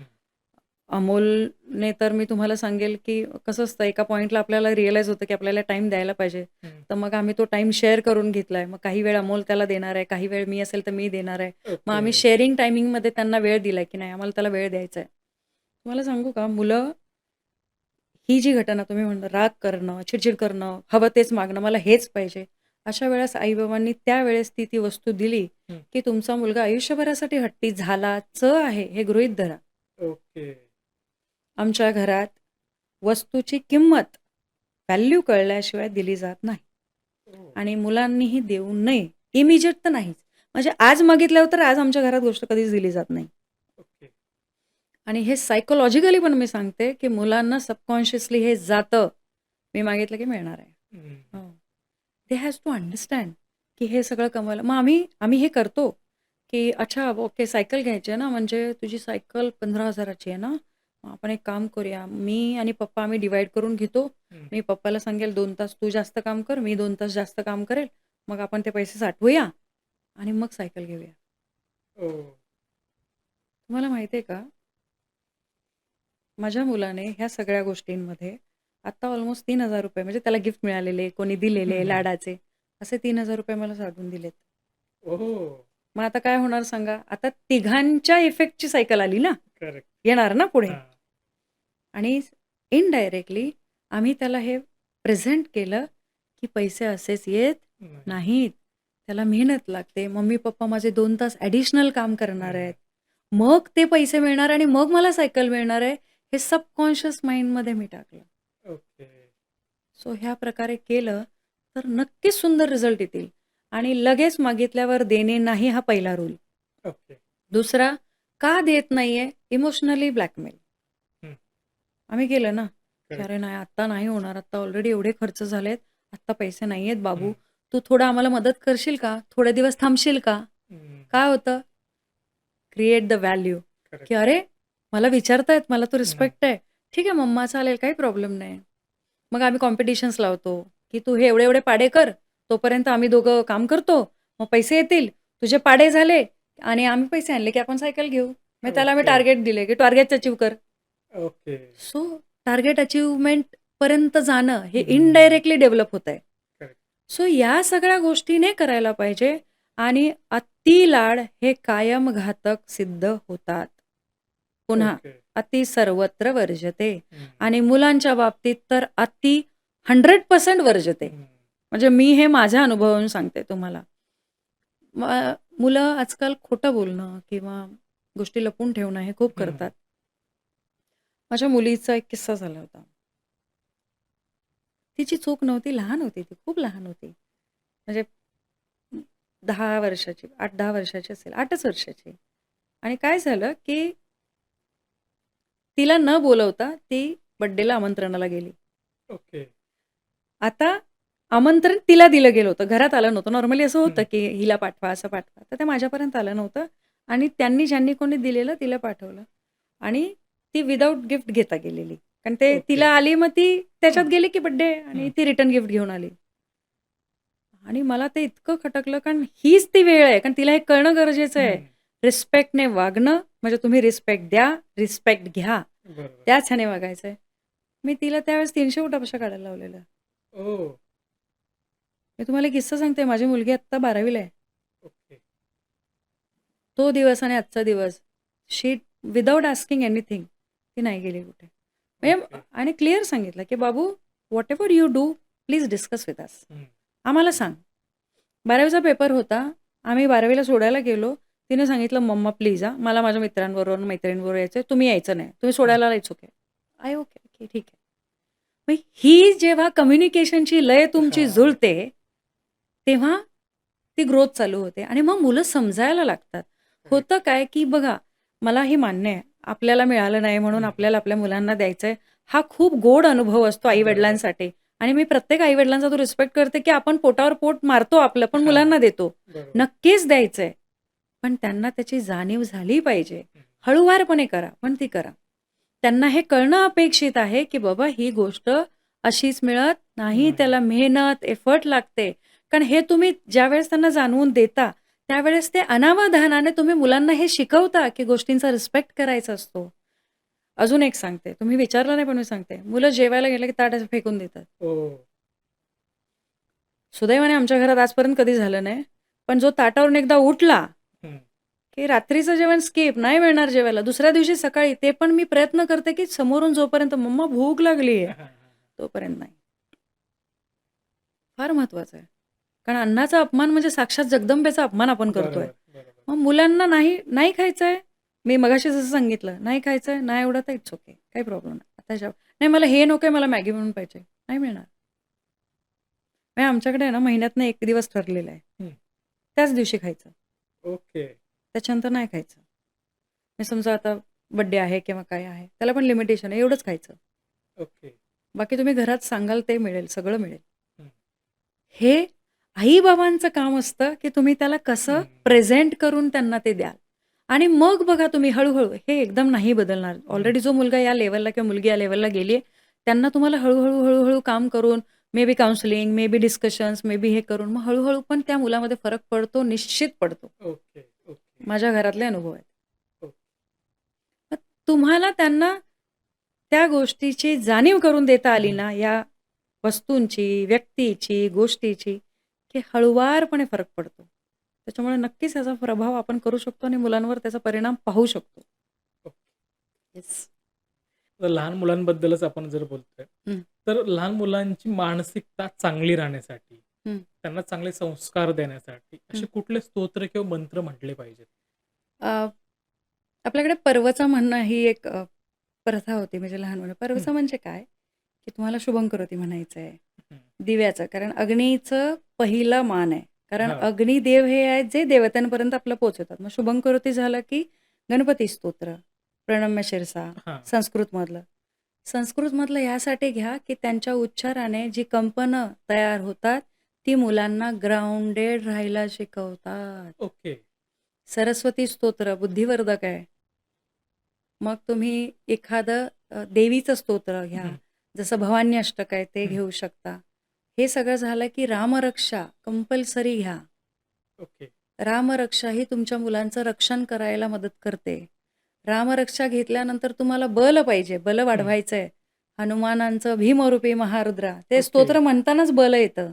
करेक्ट आता तुम्हाला मी भीमरूपी स्तोत्राची कथा सांगते. हम्म, भीमरूपी स्तोत्रामध्ये किती पॉवर आहे हे प्रेक्षकांना कळावं हम्म, आणि ते स्तोत्र सगळ्यांनी करून घ्यावं म्हणून सांगते. रामदास स्वामींनी रामनाम जपाचा 13 करोड जप, 13 ओके करोड रामनाम जपाचा हम्म, पाण्याच्या मध्यात उभं राहून ब्रह्ममुहूर्तावर केलेला जप आहे. ओके श्रीराम जय राम जय जय राम हा या मंत्राचा 13 करोड जप रामदास स्वामींनी पाण्यामध्ये नदीमध्ये उभं राहून केलाय. हा आणि हा जप होत आल्यावर म्हणजे 12 करोड झाल्यानंतर बहुतेक साक्षात हनुमानजी येऊन नदी तरीच्या झाडावर बसायचे हम्म, आणि तो जप ऐकायचे. ओ ही सत्य घटना आहे. आणि जेव्हा 13 करोड जप ज्या क्षणी पूर्ण झाला हम्म, तसा त्या झाडावरून एक धप्प आवाज झाला. उडी मारून एक वानर असा उभा राहिला आणि त्यांनी साक्षात दर्शन दिलंय रामदास स्वामींना. ओके आणि जेव्हा रामदास स्वामींनी त्यांना बघितलं, हम्म, भीमरूपी महारुद्रा वज्र हनुमान मारुती, म्हणजे त्यांना बघताना जे स्फुरलेलं स्तोत्र आहे हम्म, ते स्तोत्र म्हणजे भीमरूपी स्तोत्र आहे. ओके आता ओके विचार करा, हे स्तोत्र स्फुरण्यासाठी 13 करोड रामनाम जपाचा जर जप झालाय हम्म, तर ह्या स्तोत्रामध्ये किती पॉवर आहे. हम्म, बरोबर बरं, हे स्तोत्राचा जप झाल्यावर जर साक्षात दर्शन होताना स्फुरलेलं स्तोत्र आहे हम्म, म्हणजे ते स्तोत्र जे सांगतं तसे साक्षात हनुमानजी आहेत. करेक्ट मग आता तुम्ही मुलांना सांगितलं की तुला माहितीये का हनुमानजी कसे होते ते हा बघायचंय का, तर हे स्तोत्र म्हण. मग त्याला बसवून समजवा. हा आता आपण एक क्लास घेणार आहोत रामरक्षा शिकवण्याचा आणि भीमरूपी स्तोत्र शिकवण्याचा. आणि त्याच्यात ओके एक्सप्लेन करणार आहोत, मुलांसाठीच घेणार आहोत की बाबा ओके मुलांनी ते समजावं हे का आहे. तर हे करण्याचा मग तुम्ही विचार करा या स्तोत्राचा काय प्रभाव मुलाच्या मानसिकतेवर होईल. जेव्हा हम्म, त्याला कळेल अच्छा हनुमानजी असे होते, मग तो ओ त्याची इमॅजिनरी लेवल लावतो आणि मग तो त्या स्तोत्राचं जप तशा प्रकारे करायला लागतो. ओके म्हणून ही 5 ते 6 स्तोत्र घेतली ना, मुलं तुमची फार ग्राउंडेड राहायला मदत होते. हम्म, आणि ही स्तोत्र घेणं म्हणजे मुलांना बसवणं नव्हे. ओके मी पहिली 3 वर्ष माझ्या मुलांना शुभं करोती माझ्याबरोबर बसून म्हणवलेलं आहे. ओ आता माझी मुलं स्वतःहून करतात. ओके पण तो ओके तेवढा वेळ आई-वडिलांना द्यावा लागतो. माझ्या वेळा म्हणजे मी असं की चला 7 वाजले आता शुभं करोतीची वेळ झाली, बाप्पाला भेटायचंय. ओ कनेक्शन. चला स्वामी वाट बघतायत. 7 हम्म, वाजलेत, स्वामींची यायची वेळ झाली. म्हणजे यावेळेस स्वामी येतात. आपण म्हणतो की नाही करेक्ट लक्ष्मी येते. बरोबर मग लक्ष्मी येतात तर स्वामी येणारच आहेत. बरोबर काही झालं, रागवलं, चिडचिड झालं की मी अभिला किंवा ह्याला सांगते आरूला की ठीक आहे, ओके, ओके. जा आणि स्वामींना सांग. दरवाजा बंद कर आणि स्वामींशी बोल. हम्म, कनेक्शन्स. ओ मुलांना स्वामींशी बोलायला शिकवा. हम्म, हम्म, फार ग्राउंडेड राहायला मदत होतं. मुलांना आपसूक कळतं की मी हे चुकतोय. मी हे ओके नाही करायला पाहिजे. आणि अजून तुम्हाला प्रभावी सांगते, प्रज्ञाविवर्धन स्तोत्र हम्म, मिरॅकल आयुष्यात करतं. बर योगेश्वर महासेन फार सुंदर स्तोत्र आहे. बर खूप सुंदर रिझल्ट येतात आणि हे करायला पाहिजे. एकदम सगळी स्तोत्र नाही होणार, आय हा अंडरस्टँड. मग काय करू शकतो आपण? हळूहळू घ्या. पहिले 15 दिवस 1 महिना शुभं करोती घ्या. आणि मग हळूच सांगायचं, अय्या मी नाही स्तोत्र ऐकलं, फार गोड आहे, मला आवडलं म्हणायला, चल आपण म्हणूया. ओके हा मग सरस्वती मातेचं सूत्र तर बुद्धी वाढवतं. आपल्याला वाढवायची आहे, मला तर वाढवायची आहे बाबा, मीच विसरते हा आजकाल. हे मी हा, म्हणायची. ओके माझं काम काय आहे? मला डाउनलोड करायचं आहे. मग असं करायचं.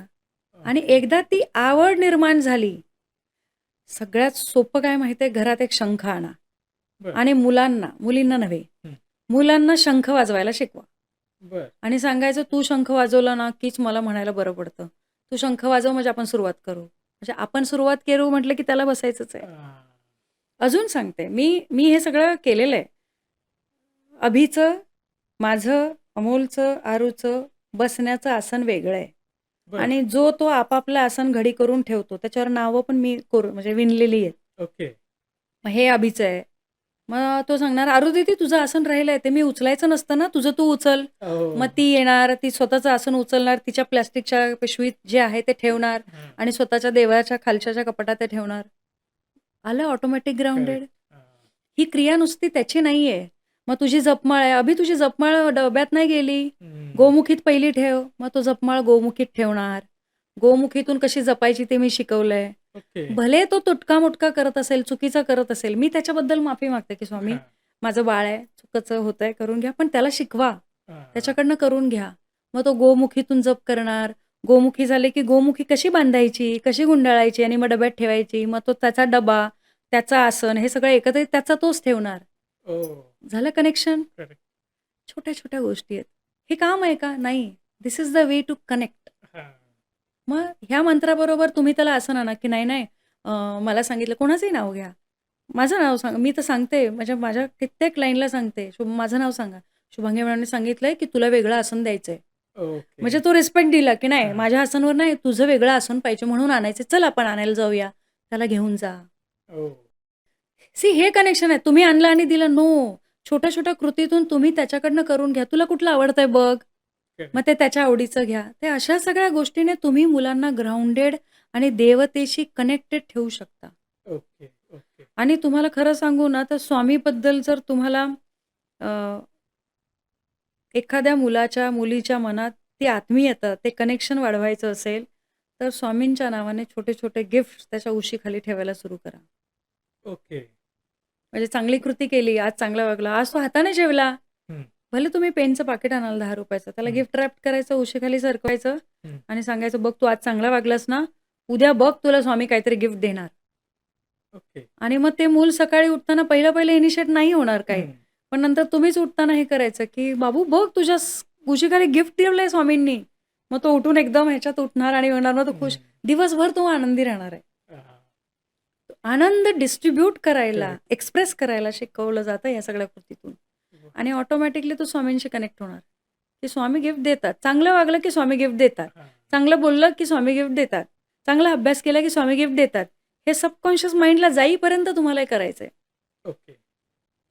तुम्ही वाह! करू शकता. म्हणजे आता मॅडमने इतका सुंदर हा एक काय म्हणतो ट्रिक म्हणू, रेमेडीज म्हणू, तुम्हाला काय म्हणायचं ते म्हणा.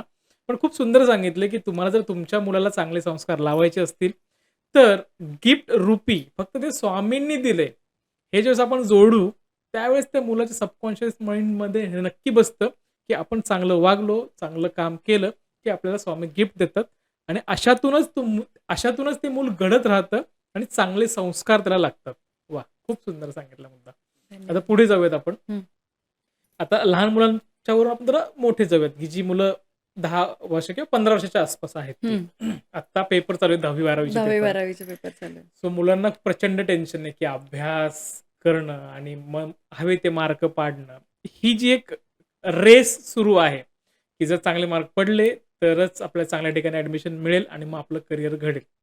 ही जी मानसिकता मुलांची कुठेतरी कन्फ्युजनमध्ये आहे किंवा प्रेशरमध्ये आहेत, तर याच्यातून त्यांना कसं बाहेर काढता येऊ शकतं? खरं सांगू का? हं. मुलांची नाहीये ती मानसिकता. रेस आई-वडिलांमध्ये आहे. हां. आई-वडिलांना हवंय, की माझा मुलगा 90% आहे. सगळेच 90% येऊ नाही शकत ना. नंबर 1 तर 1 किंवा 2, 3 येणार आहेत. बरोबर. नंबर 1 हा एकच असतो. म्हणजे मला असं वाटतं, की आता बघा माझ्या घरात पण 12वीचे पेपर चालू आहेत. हां. मी तुम्हाला सत्य सांगते, मी माझ्या मुलीला बसून बाजूला कधीही अभ्यास घेतलेला नाही. ओके. 12वीला सुद्धा नाही. माझं एकच काम, "बाबू अभ्यास झाला?" केला? "हां मम्मा." "ठीक आहे." मग मी बघितलं तिला, की बऱ्याच वेळा अभ्यास करते. तर मी सांगते, "आरू बस झाला आता. थोडा टाईमपास कर जरा. Have a relax." मग तीच मला, "मम्मा तू बरी आहेस ना? कसली मम्मा आहेस तू? माझी 12वी चालू आहे." अशीच रिएक्शन केली आहे तिने. ओके. माझं काम झालं. हं. सीरियसनेस मुलांमध्ये टाकायचा आहे, तर तुम्ही अशा प्रकारे पण टाकूच शकता की. हां. आय नेव्हर सेड, आम्ही आमच्या घरात कोणीच नाही, म्हणजे अहो पण नाही आणि मी पण नाही, की तुला एवढेच पर्सेंटेज आले पाहिजे. अजिबात नाही. एकदम क्लिअर. ओके. 10वीचं मार्कशीट, 12वीचं मार्कशीट आणि TYचं मार्कशीट. हं. म्हणजे 13वी 14वीचं तर ग्रॅज्युएशन. धरतच नाहीत. ही 3 मार्कशीट तुला एंट्री पास आहे. हं. तुला एखाद्या बिझनेसमध्ये किंवा ऑफिसमध्ये जायचं आहे, असं दार उघडलं की ते हं. विचारतात, "किती शिकलाय?" हां. तर तुझ्याकडे पास पाहिजे. रेल्वेचा पास असतो ना, हां. आमच्या मते तो पास आहे. आणि मी तिला हेच सांगितलं, "हा तुझा गेट पास आहे." करेक्ट. नो डाऊट तो गेट पास पार करताना तुला कोणत्या लेव्हलचा पार करायचा दॅट इज अप टू हां. यू. पण ह्याच्यामुळे तुझं आयुष्य घडणारच नाही, हं. असं नाही. हं. म्हणजे लास्ट बॅक बेंचला जे बेंचर्स. बसणार असतात, बॅक बेंचर्स, 90% आयुष्यात तेच जास्त सक्सेसफुल असतात. हा माझा अनुभव आहे. हो. नाही आहेच आहे. ह्याचा अर्थ अभ्यास करणारे चुकीचे आहेत का? अजिबात नाही. पण प्रेशर घेऊन अभ्यास करण्यापेक्षा आत्मीयतेने, स्वस्फूर्तीने अभ्यास हं. केला तर तो जास्त फलदायी होतो असं मला वाटतं. मी बघितलंय म्हणजे माझ्या लेकीला जेव्हा आता 12वीचा पेपर सोडायला जातो, हं. तेव्हा मी सांगते तिला, की "बाळा झोप तू गाडीत. पेपरला 1 तास आहे." हं. ती त्या 1 तासात काही रटली ना, तरी तिचं हे सगळं डॅमेज झालेलं आहे, हललेलं हो, आहे. हो. तिथं प्रेशरमुळे. आतमध्ये काही जाणार नाहीये. I know correct. दॅट. हां. हे आई-वडिलांना कळलं ना, की रिलॅक्स कर तू, चिल कर. मी तर तिला सांगितलं होतं, "बाबू, तुझे पेपर सुरू व्हायच्या आधी ना, पहिल्या दिवशी 1 दिवस आधी आपण पिक्चर बघायला जायचं." ती म्हणाली, "मम्मा जरा जास्त होतंय." पण मी काय केलं, आय मेक हर रिलॅक्स. हां. ती म्हणाली, "नाही, आपण एक काम करूया, एक्झाम झाले की आपण दोघीच जाऊया." ओके. ओके. किंवा मला इथे जायचंय. ओके, हं. डन. म्हणजे मी तिच्या डोक्यात तो पॉझिटिव्ह थॉट दिला, की अरे पेपर झाला की माझं हे सगळं झालं जायचंय. हां. सो म्हणजे इथे हे क्लिअर सेट केलं मी, की पेपरचं प्रेशर नाहीये. हं. हं. किती पर्सेंटेज येतायत ह्याने काही मॅटर करत नाही.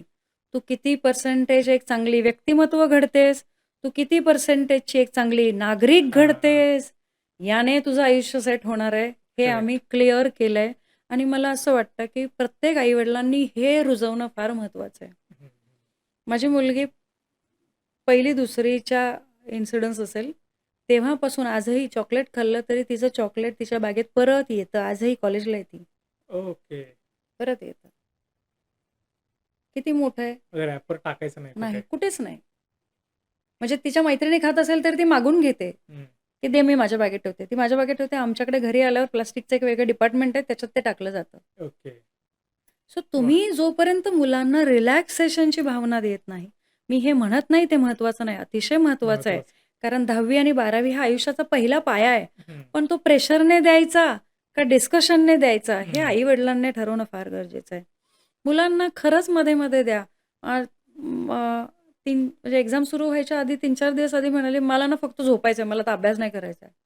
आई पण म्हणाली, "ओके, ठीक आहे, झोप." ओके. ती ॲक्चुअल दिवसभर झोपून होती. बरं.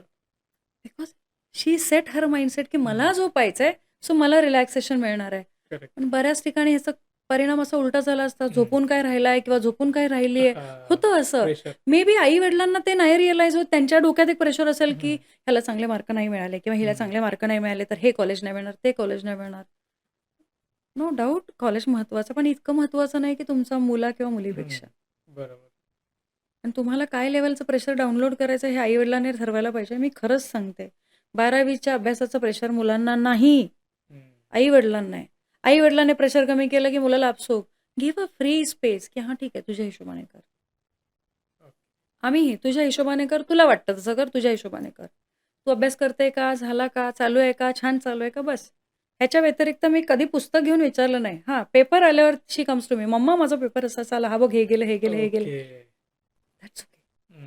किती मिळणार आहेत? ओके. हां, ठीक आहे. हां, ठीक आहे. झालं आता सोड गं. रिलॅक्स. हं. हं. ती भावना आपल्याला देता आली पाहिजे. नाहीतर खरंच मुलं कारण आजचं जग स्पर्धेचं जग आहे. स्पर्धेचं. स्पर्धेच्या जगामध्ये तुम्हाला उभं राहायचंच आहे. पण एका चांगल्या माइंडसेटने जर उभं राहिला आणि हं. स्पर्धा करायला आपण मुलांना शकलो किंवा शिकवलं, हां. तर फार, फार त्याचा छान लाभ होईल. मी ह्याच्यात खरं सांगू का? आपण मुलांना अभ्यास करायला शिकवतो. है ना? आपण बरोबर. अभ्यास हो. शिकवतो. मुलांना आपण संस्कार शिकवतो का? हं. तेच कमी पडतात. अभ्यासाबरोबर हे छोटे-छोटे संस्कार आहेत, हां. करेक्ट. की गोष्टींना ॲट ईज घ्या, हं. सहज घ्या. काही फरक पडत नाही. फेल झाला तर फेल झाला, दॅट्स हं. ओके. परत बसू. हं. ईज द्या. ह्याचा अर्थ तो फेल होईलच का मग? हं. नाही. नाही. उलट त्याला एक कम्फर्ट येऊ करेक्ट. शकतो, हं. की अरे ठीक आहे चल, म्हणजे मी त्याचं साक्षात उदाहरण आहे. ओके. आणि ह्या गोष्टी मी स्वानुभवल्या आहेत. म्हणून मी हे तुम्हाला सांगू शकते, की बाबा या गोष्टीमध्ये मुलांना अशा प्रकारे तुम्ही द्या. आणि मी खरंच सांगते 10वी-12वीच्या मुलांना पण जर तुम्हाला हे दाखवता आलं तर सांगा, की आयुष्य घडवायची ताकद ही आपल्या हातात आहे. तुम्हाला ठरवायचंय किती घडवायची, कुठे घडवायची आहे. बरोबर. मुलांना प्रेशर देऊन तुला हेच करायचंय, तुला तेच करायचंय, त्याने मुलं कधीच घडू शकत नाहीत. हं. आणि मी प्रेक्षकांना पण सांगते, की तुम्हाला मुलांना तुम्हाला हवंय तसं जर घडवायला गेलात, तर त्या मातीच्या घड्याला आकार येणं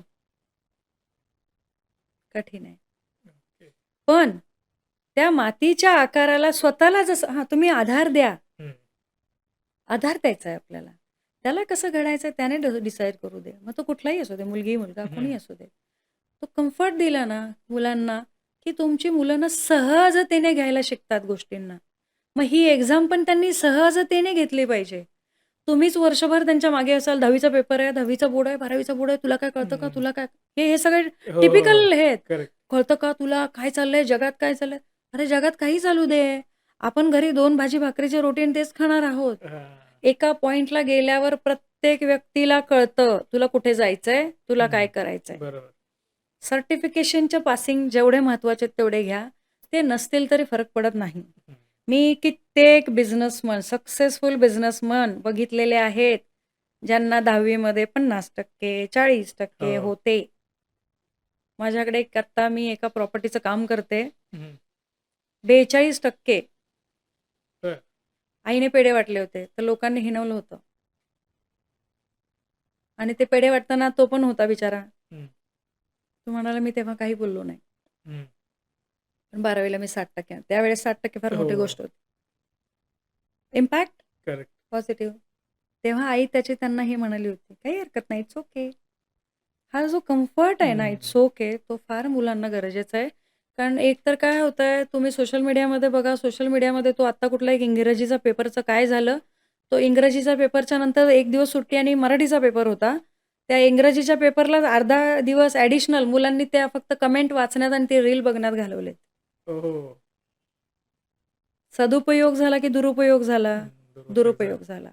मग याऐवजी जर एखाद्याने त्याच्यावर बनवली असती, की बाबा मराठीचा पेपर आहे, आपली मातृभाषा आहे, तुम्ही सहजतेने घ्या, आरामात हं. बनवा वगैरे, वगैरे. हं. ॲड व्हॅल्यू झालं असतं. बरोबर. सो ह्या गोष्टी पॅरेंट्सने पण खूप सहजतेने घेणं फार महत्वाचं आहे. ओके. आणि प्रेशरने कुठलीच गोष्ट साध्य होत नाही कोणाचीच. ओके. त्याच्यामुळे ही जपली तर तुम्हाला मानसिकता सांभाळायला फार मदत होते. बघा मुलांना इतकं प्रेशर येतं ना, कधी-कधी ते टोकाचा निर्णय घेऊ शकतात, हो. घेतात. मी काही केसेस बघितल्या आहेत. अशा वेळेस मुलांना तो कम्फर्ट येत नाही म्हणून घेतात. त्यांना करेक्ट. एक प्रेशर येतं, की अरे मी माझ्या आई-वडिलांच्या म्हणजे त्यांना जी अपेक्षा आहे त्या अपेक्षेला जर मी खरा उतरलो नाही हं. तर? सो मग त्याच्यात असं होतं, की ह्या सगळ्या गोष्टी हळू-हळू जर तुम्ही त्याला ईज दिला ना, हं. तर तो गोष्टी सहज घ्यायला शिकतो. आणि मग म्हणजे जे संस्कार आहेत, युवा संस्कार, हं. ते अशा प्रकारे तुम्हाला त्याच्या कृतीतून दिसू शकतात. ओके. सो तुम्ही ओके. सहजतेने घेतलं ना, तिघांनी पण, हं. आई-वडील आणि मुलाने, हं. तर मात्र तुम्हाला ते खूप सहजतेने त्याचे रिझल्ट दिसतील. ओके. ओके. ओके. नक्कीच. वाह! मॅडमने आता खूप सुंदर एक्सप्लेन केलंय, की समजा तुम्हाला तुमच्या मुलाच्या किंवा मुलीच्या त्याच्या एक्झामचं प्रेशर जर कमी करायचं असेल ना, जर मॅडमने जी सांगितली ट्रिक आहे, जर तुम्ही ती केलीत, तर नक्कीच मला वाटतं मुलगा त्या परीक्षेचं टेन्शन घेणार नाही आणि एकदम रिलॅक्स माइंडने तो एक्झाम देऊ शकतो. अगदी. आणि अशीही कमेंट करा, जसं आता मॅडमनी सांगितलं, अशी लोक असतील, की ज्यांनी खरंच मॅडमने जे सांगितले तसं केलं असेल आणि त्यांच्या मुलाने एकदम व्यवस्थित ती एक्झाम पार केली असेल, तर अशा लोकांनीही खाली कमेंट करायला सांगायला आम्हाला विसरू नका. सो आता पुढे जाऊयात, येस. की आता हे तर सांगितलं, की संस्कार कशा पद्धतीने आपण देऊ शकतो किंवा टेन्शन मुलांचं एकंदर कसं घालवू शकतो. पण काही वेळेस असं होतं, की मुलं बोलत नाहीत. हां. आपल्याला अशा काही केसेस पाहायला मिळतात, की एक्झामच्या अगोदरच काही मुलं आत्महत्या करतात किंवा रिझल्ट लागायच्या आधीच आत्महत्या करतात. अशा खूप साऱ्या केसेस आपण बघितल्यात. बरोबर. मग यामागचं एक्झॅक्टली कारण काय आहे? ती मानसिकता कशी डेव्हलप होते आणि पालकांनी याच्यात काय काळजी घेतली पाहिजे? बघा तुम्ही जो प्रश्न विचारलाय ना, ह्याच्यात पालकांची काळजी, मुलांची काळजी, पत्रिका, हं. वास्तू फार मोठा रोल आहे. ओके. कारण पुन्हा हे एकमेकांना पूरक आहेत. जेव्हा टोकाचा निर्णय एखादं मूल किंवा मूल घेतंय किंवा घेऊ शकतंय असं दिसतंय, तर ते ना खूप कोंडल्यासारखे असतात. हं, म्हणजे ते एक्सप्रेस नसतात, एक्सप्रेसिव्ह नसतात. हं. शांत राहणं किंवा गपचूप अभ्यास करतायत, अजिबात काही बोलत नाहीत आणि तुम्ही जर बघाल तर पेन असं करणं, हे करणं, पाय ओके, हलवणं, मूव्हमेंट ओके. करणं, शिवर करणं, असं-असं. सो पालकांनी ह्या सगळ्या गोष्टी ऑब्झर्व्ह केल्या पाहिजेत, की मुलाची हालचाल काय आहे? मुलगा काय ओह! करतोय? किंवा मुलगी काय करते? म्हणजे तुमचा मुलगा किंवा मुलगी मित्र-मैत्रिणींबरोबर टाईमपास करतोय का? अभ्यास हं. चालू असताना पण? कोणाशी तरी बोलतोय का? बघा, हे ओके. केलं पाहिजे त्याने किंवा तिने. कारण तो जेव्हा त्याच्या समवयस्क व्यक्तीशी त्याची कम्युनिकेशन चालू ठेवतो, हां, त्याची ऊर्जा एक्सचेंज करत असतो ना, त्यावेळेस तो बऱ्यापैकी रिलॅक्स असतो. हां. पण जर आई-वडिलांचं प्रेशर असेल, "अरे उठ अजून अभ्यास नाही केलास. अरे तू हे काय करतो? अरे तू ते काय करते? तू असं आहे का? तसं आहे का?" माझं तर स्पष्ट म्हणणं आहे, एक्झाम सुरू झाल्यानंतर आई-वडिलांनी सगळं सोडूनच द्यावं. ओके. कारण तुम्ही कितीही काही करा. हं, ऑलरेडी इथे केमिकल लोचा झालेला आहे. हं. तुम्ही काहीही म्हणा. बरोबर. बरोबर. ते सगळं डिस्टर्ब झालंय. मग जर तो केमिकल गडबड झाली आहे ना, तर त्या केमिकल गडबडीला हँडल कसं करू शकतो? हं, रिलॅक्स करून. हं. मग ती रिलॅक्सेशन कशी देऊ शकता? तुम्ही तुमच्या वागण्यातून द्या. त्याच्या आवडीचं बनवा. तो आवडीचं खातोय का बघा. आनंदाने खातोय का? नाही खातंय. नकोय मला. राहू दे. नंतर खातोय. Be careful. ओके. कारण काय होतं ना, जेव्हा अपेक्षा ओझं वाटू लागतात, हं. त्यावेळेस अशा घटना प्रकर्षाने घडतात. ओह! आई-वडिलांनी काळजी घेणं फार गरजेचं आहे, असं मला वाटतं, की तुमच्या अपेक्षा मुलांवर नका लादू. हं, हं, कारण तो त्याची डेस्टिनी घेऊन आलाय, तो तेच होणार आहे. मी माझं उदाहरण देते. हं. माझा अभ्यास झाला सोशिओलॉजीचा. मी एम-ए सोशिओलॉजी. ओके. वाचली मी सायकॉलॉजी. बरं. अभ्यास केला मी म्हणजे मी कर्म म्हणजे माझं हं. जे पहिलं प्रोफेशन होतं, ह्या दोघांचा संबंध गेला तर मी फायनान्समध्ये आली. म्हणजे अकाउंट्सचा काडीकवडीचा ओके. संबंध नाही. हां. बरं हे सगळं झाल्यानंतर स्वामींनी ह्या क्षेत्रात आणलं. हं, म्हणजे माझी सायकॉलॉजीची आणि ह्या सोशिओलॉजीची नीव ती हं. हे माझे चॉईस होते. हां. हे माझे चॉईस होते. आई-वडिलांचा माझ्या काय की तुला जे वाटतं ते कर. हं. आज मला कळतंय, की माझं सायकॉलॉजीचं वाचन, सायकॉलॉजीचा अभ्यास, सोशिओलॉजी कारण समाजातच सायकॉलॉजी करेक्ट आहे. ॲप्लिकेबल करायची आहे ना. बरोबर. किती महत्वाचं आहे. हं. पण हेच जर प्रेशर झालं असतं, बरं अकाउंटमध्ये तर म्हणजे मी तशी फायनान्समध्ये आली होती. हां. पण ते सांभाळून नेलंच की. कुठे काही करेक्ट. फरक पडला. हं, हां, कमी जास्त होऊ शकतं, होतं. पण हा ज्याचा त्याचा प्रारब्धाचा भाग हं. आहे. आई-वडील म्हणून आपल्याला तुम्हाला मुलाला एका स्टेजपर्यंत नेऊन थांबवणं, की तुला हे करणं अपेक्षित आहे. हं, हं, तू हेच कर, तू हे असंच करायला पाहिजे, तू असंच कर. हं. कारण त्याने मुलं एका वेगळ्या डिप्रेशन लेव्हलला जातात. मी पाहिलंय आणि त्या डिप्रेशनमधून बाहेर काढायला मला फार कष्ट घ्यावे लागतात. हां. पण तेच आई-वडिलांनी जरा सोपं केलं, तर करेक्ट. कदाचित त्याच्यातून ईज होऊ शकतो ना. हो, बरोबर. कारण काय होतं ना, म्हणजे माझे जे आता काउन्सिलिंग्स होतात ना, तिथे मुलांचं सुरुवातच इथून होते. म्हणजे एका मुलाने मला असं सांगितलं, की "मॅडम मला ना माझ्या आईबरोबर राहायचंच नाही. जगातले सगळ्यात वाईट आई-बाबा आहेत. ओह! मी काय करू?" म्हटलं, "मग राहू शकतोस." "नाही ना, पण पैसे नाहीत ना, मग राहणार कुठे?" म्हणजे हे कळतंय. हं. मग आजी-आजोबांकडे जा किंवा म्हणजे त्याचे रिलेशन्स कारण मी पहिली हिस्ट्री घेते, हां. की आत्तू आहे, आत्तूकडे जा, मामा आहे, मामाकडे जा. "नाही, नाही, नको, त्यांच्याकडे नको. आपल्यामुळे कोणाला त्रास नको." म्हटलं, "वॉव!" आय सेड मनामध्ये वॉव! की ह्याला ती जाणीव आहे हां, ते हां. कळतंय. म्हणजे फक्त कुठेतरी बिनसलंय. मग बरंच काउन्सिलिंग झालं, सगळं झालं, हे झालं, ते झालं. 2 तासाचं काउन्सिलिंग त्याच्या आई बुक केलं होतं. हं. 1.5 तासाने ना तो मुलगा रडत होता. बरं. 1.5 तासाने. की आय एम सॉरी माझं चुकलं. मला कळतंय आता हे होतंय, ते होतंय. म्हटलं, "नाही बाळा, चुकलेलं नाही. It's okay. तुझ्या वेळेस असताना मी पण हेच केलंय." ओके. So comfort. हं. फक्त तुझ्या वेळेस हे होतं, की तू आई-वडिलांना नावं ठेवू शकतो. मी नव्हती ठेवू शकत कारण मला कमवून करायचं होतं. हं. मग परत ती जबाबदारीची जाणीव. मुलांमध्ये कम्युनिकेशन गॅप प्रचंड आहे. हं. आई-वडिलांना वाटतं, की त्याला एक वेगळी स्टडी टेबल दिला, वेगळी अभ्यासाची रूम दिली, वेगळं त्याला दिलं. तुला जागेवर सगळं मिळतंय, मग तुला अभ्यास करायला काय? ही कमेंट ऐकली आहे हो, मी. हो. आहेच आहे. मला माझ्या एका क्लायंटने सांगितलं, "मॅडम सगळं हातात देते मी त्याच्या. हं. अभ्यास करायला काय जातंय त्याच्या?" मी त्याच्या वडिलांना सांगितलं, "मुलाचं काउन्सिलिंग नंतर करूया. मला पहिलं तुमच्या बायकोचं काउन्सिलिंग करायचं." ओके. हे केलंय मी. मी सांगितलं, "मुलाचं काउन्सिलिंग नाही करायचं आत्ता." ही 6 महिन्यापूर्वीची गोष्ट. हं, बायकोचं काउन्सिलिंग केलं. तिला सांगितलं, "मी सांगते तुम्हाला तसं. तुम्हाला तुमच्या मुलामध्ये हे हवंय? हं. हे करणार?" "हो, करणार." तिने तिच्यामध्ये एवढा चेंज केला, एवढा चेंज केला, की मुलाचं 6 सेशन्स काउन्सिलिंगचे मला अपेक्षित होते. हां. 3 सेशनमध्ये मुलगा clear. Okay. This is how it works. मी मगाशी जे म्हटलं, की हं, पॅरेंट काउन्सिलिंग का गरजेचं आहे? की नो डाउट आई म्हणून तिचं चुकीचं नव्हतं. हं. कारण ती म्हणजे दिवसभर किचनमध्ये उभं हो. राहणार, कंबर घालवणार, तिचं सगळं करणार आणि मुलाने अभ्यास करू नये का? खूप नॅचरल अपेक्षा आहे की तिची. करेक्ट आहे. पण ती वेगळ्या प्रकारे प्रेझेंट करत होती हं, हं. आणि त्याचं प्रेशर बिचारा त्या पोराला जात होतं. हं. सद्गुणी मुलगा. पण ओके. त्या प्रेशरमुळे इतका की तो सगळं सोडून दिलेलं त्याने. जाताना मला त्याने एस-एम-एस केला, की "मॅम मी एक्झामला चाललोय. मला खूप छान वाटतंय. माझा अभ्यास छान झालाय." मला ओह! मला एवढं छान वाटलं ते.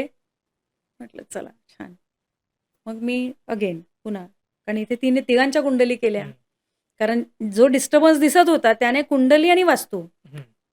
इथे तिघांच्या कुंडली गेल्या, वास्तू केली कारण तो मुलगा चुकीच्या ठिकाणी त्याचं स्टडी टेबल केल्यामुळे त्याचं चित्त स्थिरच होत नव्हतं. ओके. त्या स्टडी टेबल वॉल माउंट असल्यामुळे सगळं म्हणजे भरपूर पैसे खर्च आहे. म्हटलं नाही हं. मला एक टेबल आणि एक चेअर पाहिजे बस. मी सांगते तिथे बसवायचं. ओके. मी म्हटलं बाळा इथे टाईमपास करायला बस सध्या. आणि तुला वाटलं ना, की हं. मला इथे बसून अभ्यास करायचा तर मला सांग. तर मी ओह! तुला ओके देणार. ओके. ओके. क्युरिओसिटी निर्माण केली मी. हं, दिस इज हाऊ आय हँडल. आणि हं. हे अशा प्रकारे आई-वडिलांनी पण हँडल करणं गरजेचं आहे. जेणेकरून त्या मुलामध्ये ना ती सहजता आली पाहिजे. हं. कारण प्रेशर गेलं ना, की आणि त्याच्यात वास्तू आणि हे सगळ्याचं जर दोष असतील, तर मात्र त्याचे प्रभाव तुम्ही जसं म्हणताय हं. तसे बघायला मिळतात. कारण ओके. काय होतं ना, अपेक्षा, अपेक्षा, अपेक्षा, अपेक्षा मग त्याला वाटतं विचार मी नाही केलं तर मी नाही केलं तर मी नाही केलं तर हं. ती बुजरेपणाची भावना येते. बरोबर. मग अशा वेळेस काउन्सिलिंगमध्ये आम्ही अशा काही-काही अ, गोष्टी किंवा काही-काही संदर्भ असे देतो, की ते मुलांना वाटतं, "अरे, हे तर माझं ईझी आहे, मी करू शकतो." ओके. त्याच्यामुळे हे होणं गरजेचं आहे. मी तुम्हाला खरं सांगू का, मला असं वाटतं, की आजच्या युगाप्रमाणे म्हणजे आत्ता जे चाललंय, त्याप्रमाणे 10वी-12वी ला जाणाऱ्या हं. आई-वडिलांनी कारण आई-वडीलच 10वी-12वी ला जातात ना मुलापेक्षा. म्हणजे मी नेहमी माझ्या मैत्रिणींना पण सांगते, की माझी 12वी परीक्षा आहे हां. ओके. माझा 12वी अभ्यास चालू आहे. हं. सो दे अल्सो गेट काय बोलते ही? हं. कारण मीच एवढं ईज घेते. आमच्या घरात पण तेच वातावरण द्यायचा प्रयत्न केलाय. ठीक आहे, हं. मला इथे बसायचं आहे. ओके, इथे बस. मग तू हा उपाय कर. मग तू हे कर. मग तू ओके. हे कर. मग हे कर. तर तो कम्फर्ट देता आला पाहिजे. मग ते काय होतं, की ह्या केसमध्ये जर आई-वडिलांनी 10वी किंवा 12वी असताना जर एकदा मार्गदर्शन घेतलं पत्रिकेचं, हं. वास्तू केली तर अजूनच ॲड व्हॅल्यू होऊ शकतं. हं. पण किमान पत्रिकेचं मार्गदर्शन जर घेतलं, तर त्याने हे होईल, की मुलाला काय द्यायला पाहिजे, किती प्रेशर हां. द्यायला पाहिजे, कुठपर्यंत सोडायला पाहिजे, हे जरी कळलं, तरी सहज सोपं होऊ शकतं की. आणि करेक्ट. मग याने त्या मुलाला एक वेगळ्या लेव्हलचा कम्फर्ट येतो. हं.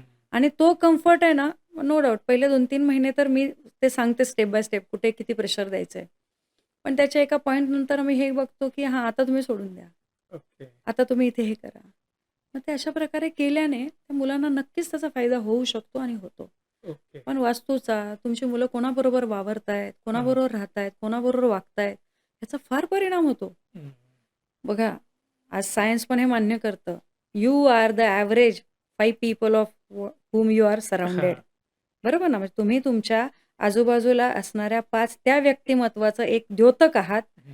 की जे तुमच्या आजूबाजूला 24 तासापैकी मॅक्सिमम तास वावरतायत. असंच बरोबर, असतं. बरोबर. मग हे मुलांबरोबर पण होत असणार. मग हं. कित्येक आई-वडिलांना मुलांचे मार्ग माहिती असतात, पण आई-वडिलांना मुलांचा मित्र माहीत नसतो, मैत्रीण हं. माहीत नसते. आमच्या घरामध्ये क्लिअर आहे, "बाबा ठीक आहे, तुझा मित्र-मैत्रिणी घेऊन ये, आपण एकदा चहा-पाणी करू, नाश्ता करू. मी आज इडली ओके. बनवते, घेऊन ये." हो. मला फक्त ह्याने बघायचंय, आजूबाजूला काय वावरतंय. हां. बोलायचं काही नाहीये. करेक्ट. "ए वाह! तुझी मैत्रीण छान होती गं. तुझा तो मित्र हुशार आहे का तो?" हं. मग ती मला सांगणार, की "मम्मा तुला माहिती आहे का, तो नुसता हुशार नाहीये, तो जॉब पण करतो." ओह! म्हणजे काय होतं, जबाबदारीची जाणीव इकडे पण ट्रान्सफर होते. करेक्ट. म्हणजे चांगले व्यक्तिमत्व आजूबाजूला हं, हं, वावरतायत. हं. हे तुम्हाला बघायला पाहिजे पॅरेंट म्हणून. हे करेक्ट. एनालिसिस आहे. हो. आणि हे नुसतं 10वी नाही करायचं. मी तर हे 8वी पासून 9वी पासून करायचंय. ओह! तर तुम्हाला कळतं, की आपलं मूल कुठे आजूबाजूला चुकीच्या डायरेक्शनला जातंय का? त्याच्या आजूबाजूला कोण वावरतंय?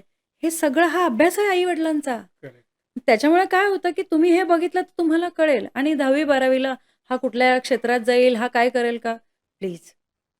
एक तर 12वी-15वी पर्यंत त्यालाच माहिती नसतं, की मी काय काय करणार आहे. करणार आहे? नो डाउट काही फार म्हणजे पुस्तकी हे असतात, की हं, त्यांना वाटतं, की त्यांना ते क्लिअर असतात. हं, पण ठीक आहे, मग ते सगळेच तसे नसतात. तर मे बी तुमचा मुलगा त्या 90% मध्ये येत असेल, की ज्याला नाही माहिती आहे मला अजून काय करायचं आहे. हं, मग हं. त्याला आपण फ्लो द्यायचा, की भाई सर्टिफिकेट घ्या, मग बघू पुढचं पुढे. करेक्ट.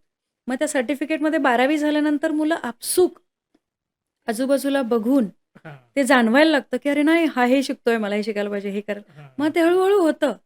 पण ते 10वी-12वीलाच प्रेशर दिलं, की थोडंसं गफलत होऊ करेक्ट. शकते. हो, हो. मग ते प्रेशर नाही जायला पाहिजे एवढं नक्की. ओके. हां. आणि मग मुलांचं वातावरण, त्यांचं आजूबाजूचं वातावरण, त्यांचे कपडे घालणं, हं, कुठल्या प्रकारचे कपडे घालतायत, ओके. अंघोळ करताना किती डिले करतायत. या ओह! छोट्या-छोट्या ह्या सगळ्या छोट्या-छोट्या गोष्टीतून तुम्हाला त्याचं मानसिकता कळायला पाहिजे. ओके. हां. मग तुम्ही आवडीचं दिलेलं खातोय का? ठेवून देतोय? रात्री जेवणाचं हे बदललंय का? प्रेशरमुळे जेवत नाहीये का? ओके, ओके, हे सगळं तुम्हाला छोट्या-छोट्या गोष्टी हिंट देऊ शकतात. ते तुम्ही बघितलत, तर त्याच्यावर आपण नक्की काम करू शकतो, काम करता येऊ शकतं. ओके. परिणामी आपल्या हातात फक्त ते काम करणं आहे. हं, हं. तेवढं ओके, आपण नक्की करू शकतो आणि ते करायला पाहिजे. बिंग पॅरेंट्सने ओके. महत्त्वाचा रोल आहे हा. आता मुलांचं आपण बोलतोच आहे, पण आपल्याला पाहायला मिळतं, की खूप कमी वयात आज ही मुलं व्यसनाधीन होत आहेत. दारू, सिगारेट, आता ड्रग्सचं खूप मोठं प्रमाण वाढलंय.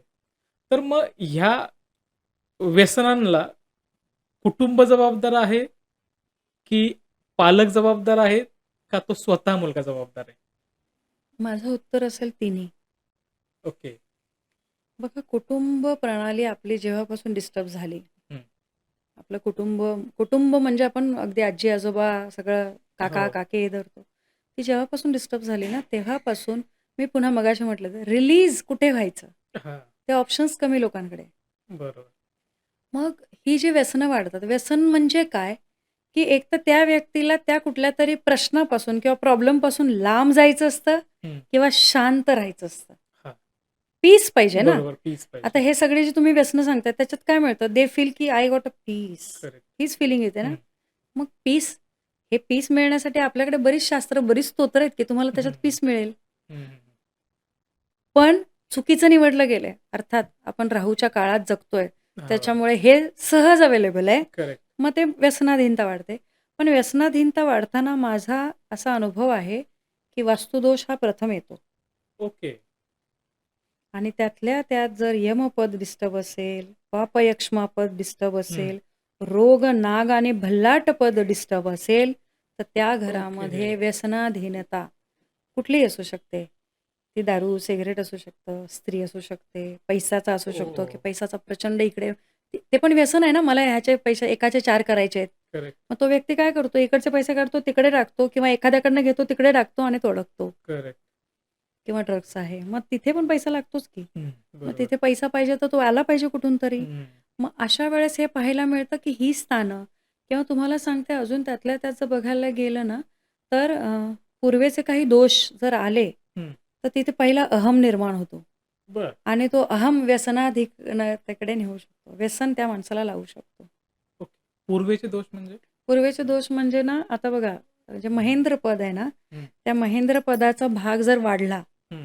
किंवा कमी झाला, हं. तर ह्या दोन्ही केसमध्ये इंद्र आहे ना, ओके. हां. इंद्राचं स्थान आहे. करेक्ट. त्याला काय हवंय? त्याला लक्झरी हवी आहे, त्याला हे हवंय. हं. मग ती लक्झरी जेव्हा येते तुमच्याकडे असेल, तर तुम्ही ते वाढवणार हं. किंवा नसेल तर त्याच्यासाठी काहीतरी चुकीचं करणार ओके. किंवा ती तुमच्याकडे यावी. ओके. सो हे पाहायला मिळतं. मग ह्याचे प्रचंड, प्रचंड परिणाम येतात. हं, हं. मग ह्याच्यात मानसिकता, व्यसन तुमची मानसिकता खराब झाली की पहिलं सुरू होतं आणि हो, व्यसन बरोबर. तेव्हाच करेक्ट. होतं. मग इथे तुमचं नॉर्थ ईस्ट. तुमच्या नॉर्थ ओके. ईस्टमध्ये प्रॉब्लेम आले, काहीही असेल. ती वाढलेली असू शकते, ती कमी असू शकते, टॉयलेट असू शकतं, बाथरूम असू शकतं, हं. बेडरूम असू शकतो, काहीही असू शकतं. की तिथे समजायचं की तिथे मानसिकता खराब व्हायला लागली. ओके. आणि ती मानसिकता जर खराब व्हायला लागली, की ते व्यसनाधीनतेकडे जाण्याची पहिली पायरी असू शकते. ओके. त्याच्यामुळे अशा वेळेस आहे ना मुलांना पुन्हा काउन्सिलिंग. आता मी तुम्हाला एक किस्सा सांगते. कालचा किस्सा. हं. मी एक वास्तू केली आणि तो व्यक्ती इतका भरभरून माझ्याशी बोलत होता. वय वर्ष अवघी 30. हं. की मॅडम असं झालं, असं झालं, असं झालं, तसं झालं, हे झालं, हे झालं. तर मला कळलं की त्यांनी जे काय सांगितलं त्याच्यात. तर मी त्यांना एकच वाक्य म्हटलं, तुम्ही फार नशीबवान आहात की स्वामींनी तुम्हाला दुसरा चान्स दिलाय आयुष्य जगायचा. आणि ती गोष्ट त्यांना क्लिक झाली. हो मॅडम, तुम्ही बरोबर बोललात. आजपर्यंत माझ्या डोक्यात पण आलं नव्हतं. मानसिकता. मी हो, हो. त्यांच्या मानसिकतेमध्ये हे बीज पेरलं, की स्वामींनी तुम्हाला आयुष्य जगायचा नवीन एक चान्स दिलाय. तर आता ह्याचं सोनं करायचं कसं? हं. ह्याच्यावर आपल्याला काम करायचं आहे. ह्याच्यात कुठलं निगेटिव्ह वाक्य आहे? नाही. ती व्यक्ती 1 वर्ष जे रिहॅबिलिट जे सेंटर असतात, हां. तिथे राहून आली होती. ओके. आणि तिथे मला त्यांनी सांगितलं, की "मॅडम, आयुष्यात आहे ना, गुरु असणं फार महत्त्वाचं आहे. कोणीतरी तुम्हाला पाहिजे रिलीज व्हायला. हो. करेक्ट. आई-वडील ते होऊ शकत नाही, कारण आपण ते इतकं हं. छोट्या-छोट्या गोष्टींनी कनेक्टेड असतो, की ते होत नाही. मग कोणीतरी पाहिजे." हं. मग त्यांच्याशी बोलणं झालं. आता त्यांचं आणि माझं काउन्सिलिंग आहे, की "मॅडम, मला याच्यावर काउन्सिलिंग करायचं आहे. You guide me." ओके. किती सोपं आहे. हं. ह्याच्यातून बाहेर पडायला कोणीतरी आपल्याला हात देऊ शकतो. ही भावना जागृत हां. झाली, की हळू-हळू, हळू-हळू ती व्यसनाधीनता पण कमी कमी होऊ होते. शकते. ओके. पण इथे हे तिन्ही पॉइंट, कारण वास्तूबरोबर पत्रिका, कारण पत्रिकेमध्ये राहू महाराज किंवा पापग्रह, हं. राहू महाराज तर प्रकर्षाने येतातच, हं. पण पापग्रहांचा असा काही संबंध जर आला, तर तो व्यक्ती व्यसनाधीनतेकडे जाऊ शकतो. ओके. मग काय होतं, वास्तूचे उपाय करू शकलो, पत्रिकेचे उपाय करू शकलो, अजून हं. मंत्ररूपी किंवा स्तोत्ररूपी काही उपाय करू शकलो, तर ह्या तिघांच्या प्रभावाने ती व्यक्तीला ॲटलीस्ट ही जाण राहील, "अरे बापरे! मी असं नाही करायला पाहिजे." किंवा ओह! आता केलंय तर आपल्याला ते थांबायला पाहिजे, आता बस. हां, हां, हां. चांगली गोष्ट आहे ना, कारण हा करेक्ट. थॉट येणं फार बरोबर. मोठी गोष्ट आहे. हं. सो अशा प्रकारे आपण ह्या गोष्टींना हँडल करू शकतो. कारण बघा, ड्रग्समध्ये काय होतं माहिती आहे का, तो व्यक्ती स्वतःचा राहतच नाही. म्हणजे हो, ड्रग्स हो. आजकालचा जे परिणाम आहे. मग इथे असं असं बघायला मिळालंय, की तिथे जाणारा पैसा ना, घरात पण कुठल्यातरी चुकीच्या प्रकारे आलेला असतो. ओके. हा बरं. मला आलेला अनुभव आहे. ओके. सगळीकडेच असं असेल असं नाही. पण मी ज्या घरामध्ये अशा काही केसेस बघितल्यात, तिथे मला हा प्रकर्षाने जाणवलेला अनुभव आहे. म्हणून लक्ष्मी यावी, अलक्ष्मी नाही. कारण ओके. अलक्ष्मी जशी येते, ती तशीच जाते. बरं. आणि हा परिणाम फार दिसतो. त्याच्यामुळे अशा वेळेस जर असं काही असेल, तर नक्कीच मला असं वाटतं, की जातकाने अ, या तिन्ही गोष्टींचा जर उपयोग करून घेतला, तर त्या हं. मुलाच्या मानसिकतेवर परिणाम होणं, त्याच्यातून बाहेर येणं, याला मदत होऊ शकते नक्कीच. Okay, okay, okay. सो हे करू शकतो आणि हे करायला पाहिजे, हं. जेणेकरून ॲटलीस्ट बघा, औषधं हा एक माध्यम आहे, एक प्रकार आहे. बरोबर आहे. हो. हाही एक प्रकार आहे. मग करेक्ट. त्याचा उपयोग केला तर मानसिकतेमध्ये हळू-हळू ही सगळी हळू-हळू घडणारी घडून क्रिया आहे. हं. पण ही हळू जरी क्रिया घडत असेल, तरी याचे लाभ नक्की होतात. म्हणजे अर्थात समजा आता आपण यंग मुलांबद्दलच बोलूयात, जे आता कॉलेजला जस्ट सुरुवात झाली अशी मुलं खूप जास्त प्रमाणात दिसतात आपल्याला, येस, जी व्यसनांकडे वळालीत. सो बरोबर. त्यांनी हेच करायला पाहिजे, की त्यांची कुंडली स्वतःची आणि वास्तू हे दोन्ही दाखवायला पाहिजे. एकदा दाखवली तर नक्कीच त्याचा लाभ होऊ शकतो. मी एवढं नक्की सांगेन. Okay, okay. आणि मी तुम्हाला सांगू का, म्हणजे कॉलेज गोईंग मुलांना आई-वडिलांचं फार मोठं काम काय माहिती आहे? सोप्पं सांगते आयडिया, हं. की कॉलेज गोईंग मुलं तुमचं सहज ऐकणार नाहीत, हो. की हा मंत्र कर, हा जप कर, हे कर, नाही हं. करणार. मग अशा वेळेस प्रयत्न करायचा, की 3 महिन्यातनं एकदा, 6 महिन्यातनं एकदा सत्यनारायणची पूजा घालायची आणि सगळी जबाबदारी त्याच्यावर द्यायची. "अरे, मला ना जरा जमत नाहीये." ओके. प्लॅन करायचं सगळं. हां. "मला नाही जमत नाही. जरा जाशील का? तू आणशील का? ओके. जरा फुलं आणशील का? जरा त्या पूजेला जे आपले हं. केळीचे खांब लागतात ते आणशील का? जरा तुळशी आणशील का? जरा हं. तुळशी निवडशील का?" मग ओके. तुळशी निवडताना ना ॲक्चुअली विष्णू सहस्त्रनाम ऐकतात. तू ओके. भले म्हणू नको, पण ऐक तर खरं. हां. ऐकत कर. हां, हां, हां. सोपं आहे की नाही? करेक्ट. हो. आमच्या घरात हे सगळं आम्ही करतो. ओके. असंच करतो, की मला पुढे जाऊन त्या गोष्टीसाठी तेव्हा करायला लागू नये, हं. त्यासाठी आत्तापासून सुरुवात करायची आहे. हं. मग काय होतं, की आज पूजा आहे. आता असं की नाही, आमच्याकडे ना वर्षातनं एकदा होते. अरे कौतुक नाही आहे हे, हं. पूजा तुमच्यासाठी नाहीच आहे. हां. तुम्ही सत्यनारायणाची पूजा केली. मी थोडं स्पष्ट आणि हां. लॉजिकली बोलते. हं. सत्यनारायणाची पूजा तुम्ही केली नाही, त्या देवतेला काय मिळणार आहे? हं. आनंद तुम्हाला मिळतो. तुमच्या घरी 4 लोकं प्रसादाला येतात. म्हणून आपल्याकडे म्हण आहे, सत्यनारायणचा प्रसाद चुकवायचा हो, नसतो. हो. आहे की नाही? म्हणजे तुमच्याकडे 100 जण येणार, मग ते येणार, मग तुम्ही त्याला तूच प्रसाद दे. हं. मग त्याला तो प्रसाद देता देताना ती छान भावना येणं, 4 लोकं छान अरे वाह! मस्त रे, छान हं. करतोस तू. मग त्याला तो कॉन्फिडन्स. आमच्याकडे आजही कुठलीही पूजा होत असेल, काहीही होत असेल, तर प्रसाद वाटणं, हं. प्रसादाचे ती द्रोण भरणं हं. किंवा ते निवडणं, हे सगळं कामं आमची मुलंच करतात. ओके. म्हणजे इनडायरेक्टली आम्ही त्याला त्याच्यामध्ये इन्व्हॉल्व करतोय. हां, हां, मग हां. या यंग जनरेशनला तुम्ही या छोट्या-छोट्या देवतेंच्या संबंधित कामामध्ये इन्व्हॉल्व करा. आज ओके. आहे ना, जरा माझी पाठ दुखते, जरा आज पूजा करशील का रे? तुला हां. जमेल तशी कर, काही प्रॉब्लेम नाही. ओके. ती झाल्यावर सांगा, "वॉव! छान, माझ्यापेक्षा चांगली पूजा केलीस." हां. कॉन्फिडन्स लेव्हल वाढतो. ओके. शंख वाजवायला शिका. ओके. शंख वाजवायला जर या यंग मुलांना तुम्ही शिकवलात, तर त्यांची फुफ्फुसं हं. सुंदर राहायला मदत होते. ओके. आणि ते वाजवताना जर त्याला त्रास होतोय, तर तुम्हाला कळेल, की फुफ्फुसांशी संबंधित तुमचा मुलगा बाहेर जाऊन काय करतोय का? हां. सोपं आहे की नाही? करेक्ट. बघा हे आपलं शास्त्र मी नेहमी म्हणते, हां. आपलं शास्त्र आपल्या शरीराच्या सायन्स, विज्ञान आणि शरीराचं विज्ञान याला सगळं संलग्न केलेलं आहे. त्याचा ॲडव्हांटेज अशा प्रकारे तुम्ही घेऊ शकता. मुलांना हळू आणा ह्याच्यामध्ये, की बाबा मला जायचंय, मी जरा मंदिरात चालले, माझ्याबरोबर चल ना. हं, हं, हं. नाही म्हणणार नाही ना. नाही. हां. माझ्यासाठी चल, तुझ्यासाठी येणार. ओके. आईसाठी येईल, बाबांसाठी येईल, जबरदस्ती नाही. हं, हं, हं. मग तिथे जाताना काहीतरी अर्पण घेऊन जा. चल आता आलाच आहेस तर तू पण कर. मग त्याच्या हां. हातून ते अर्पण करवा. ओके. म्हणजे पत्रिकेप्रमाणे काही अर्पण गरजेचे असतात. मग ते केले, की त्या मुलाला ते थॉट प्रोसेस बदलायला मदत होते. ओके. ओके. सो हे असे छोटे-छोटे उपाय करून आपण या यंग जनरेशनला आपल्या संस्कृतीशी बांधून ठेवलं, की सोपं जातं. कारण त्याला कळणार मी कुठे चुकतोय. हं. बरोबर. आणि अशा प्रकारे आपण याचा लाभ नक्कीच घेऊ शकतो. माझं एक हे सांगते तुम्हाला, की हं. तुम्ही जर बघाल, दक्षिण म्हणजे साउथ साइडची जी मुलं आहेत, हं. म्हणजे ती किंवा तुम्ही ना ऑब्झर्वेशन बघा, हे जे सगळे जे हायर लेव्हलची मुलं आहेत किंवा हायर लेव्हलला काम करणारे, हं. हायर लेव्हलला जॉब करणारे, स्पेशली माझं ऑब्झर्वेशन दक्षिण साइडची जी मुलं आहेत ना, ती आपल्या कल्चरला धरून असतात. कितीही हां. हायर लेव्हलचा मुलगा असू दे, त्याला त्याचे स्तोत्र, त्याचं गोत्र, त्याचं कुलस्वामिनी, कुलदैवत माहीत असतो. हं. आज आपल्याकडे प्रमाण कमी जास्त आहे, पण किती मुलांना माहिती असतं? नाही. तुम्ही हळू आता काय होणार? सत्यनारायण बसला, की "अरे नाही, बसवत नाही मला." भले तुम्ही खोटं बोला. इकडनं स्वामींना नमस्कार की "स्वामी हं. सॉरी, माझ्या मुलासाठी करते." हं. ते मान्य आहे. तुम्ही सांगा, गोत्र विचारणार ना गुरुजी, करेक्ट, करेक्ट. की तुमचं गोत्र सांगा, पूजेला हं. बसलाय. मग तो म्हणणार, "मम्मा, पप्पा." हं. मग त्याला ते कळणार. असं जेव्हा वर्षभरात समजा 3 महिन्यांनी केले, तर 4 वेळा त्याला गोत्रपाठ होणार, सबकॉन्शियस हां. माइंडला जाणार. बरं ते करताना अनावधानाने त्याच्याकडनं विष्णू सहस्त्रनाम होणार आहे. हं. अनावधानाने तो प्राशन करणार आहे. ह्या बरोबर. सगळ्या क्रिया तुमच्या शरीराला शांत करून, हं, हं. ग्राउंडेड ठेवण्यासाठीच्या आहेत. ओके. कथा वाचून त्या कथेतून चांगलाच भाग आहे ना, की बरोबर. अहम करायचा नाही. त्या कथेमध्ये दिलं काय? तेच हं. आहे. अहम करायचा नाही. मग अहम केल्यावर कशाप्रकारे उपयोग होतो? काय लाभ हं, होतो? हं. काय लॉस होतो?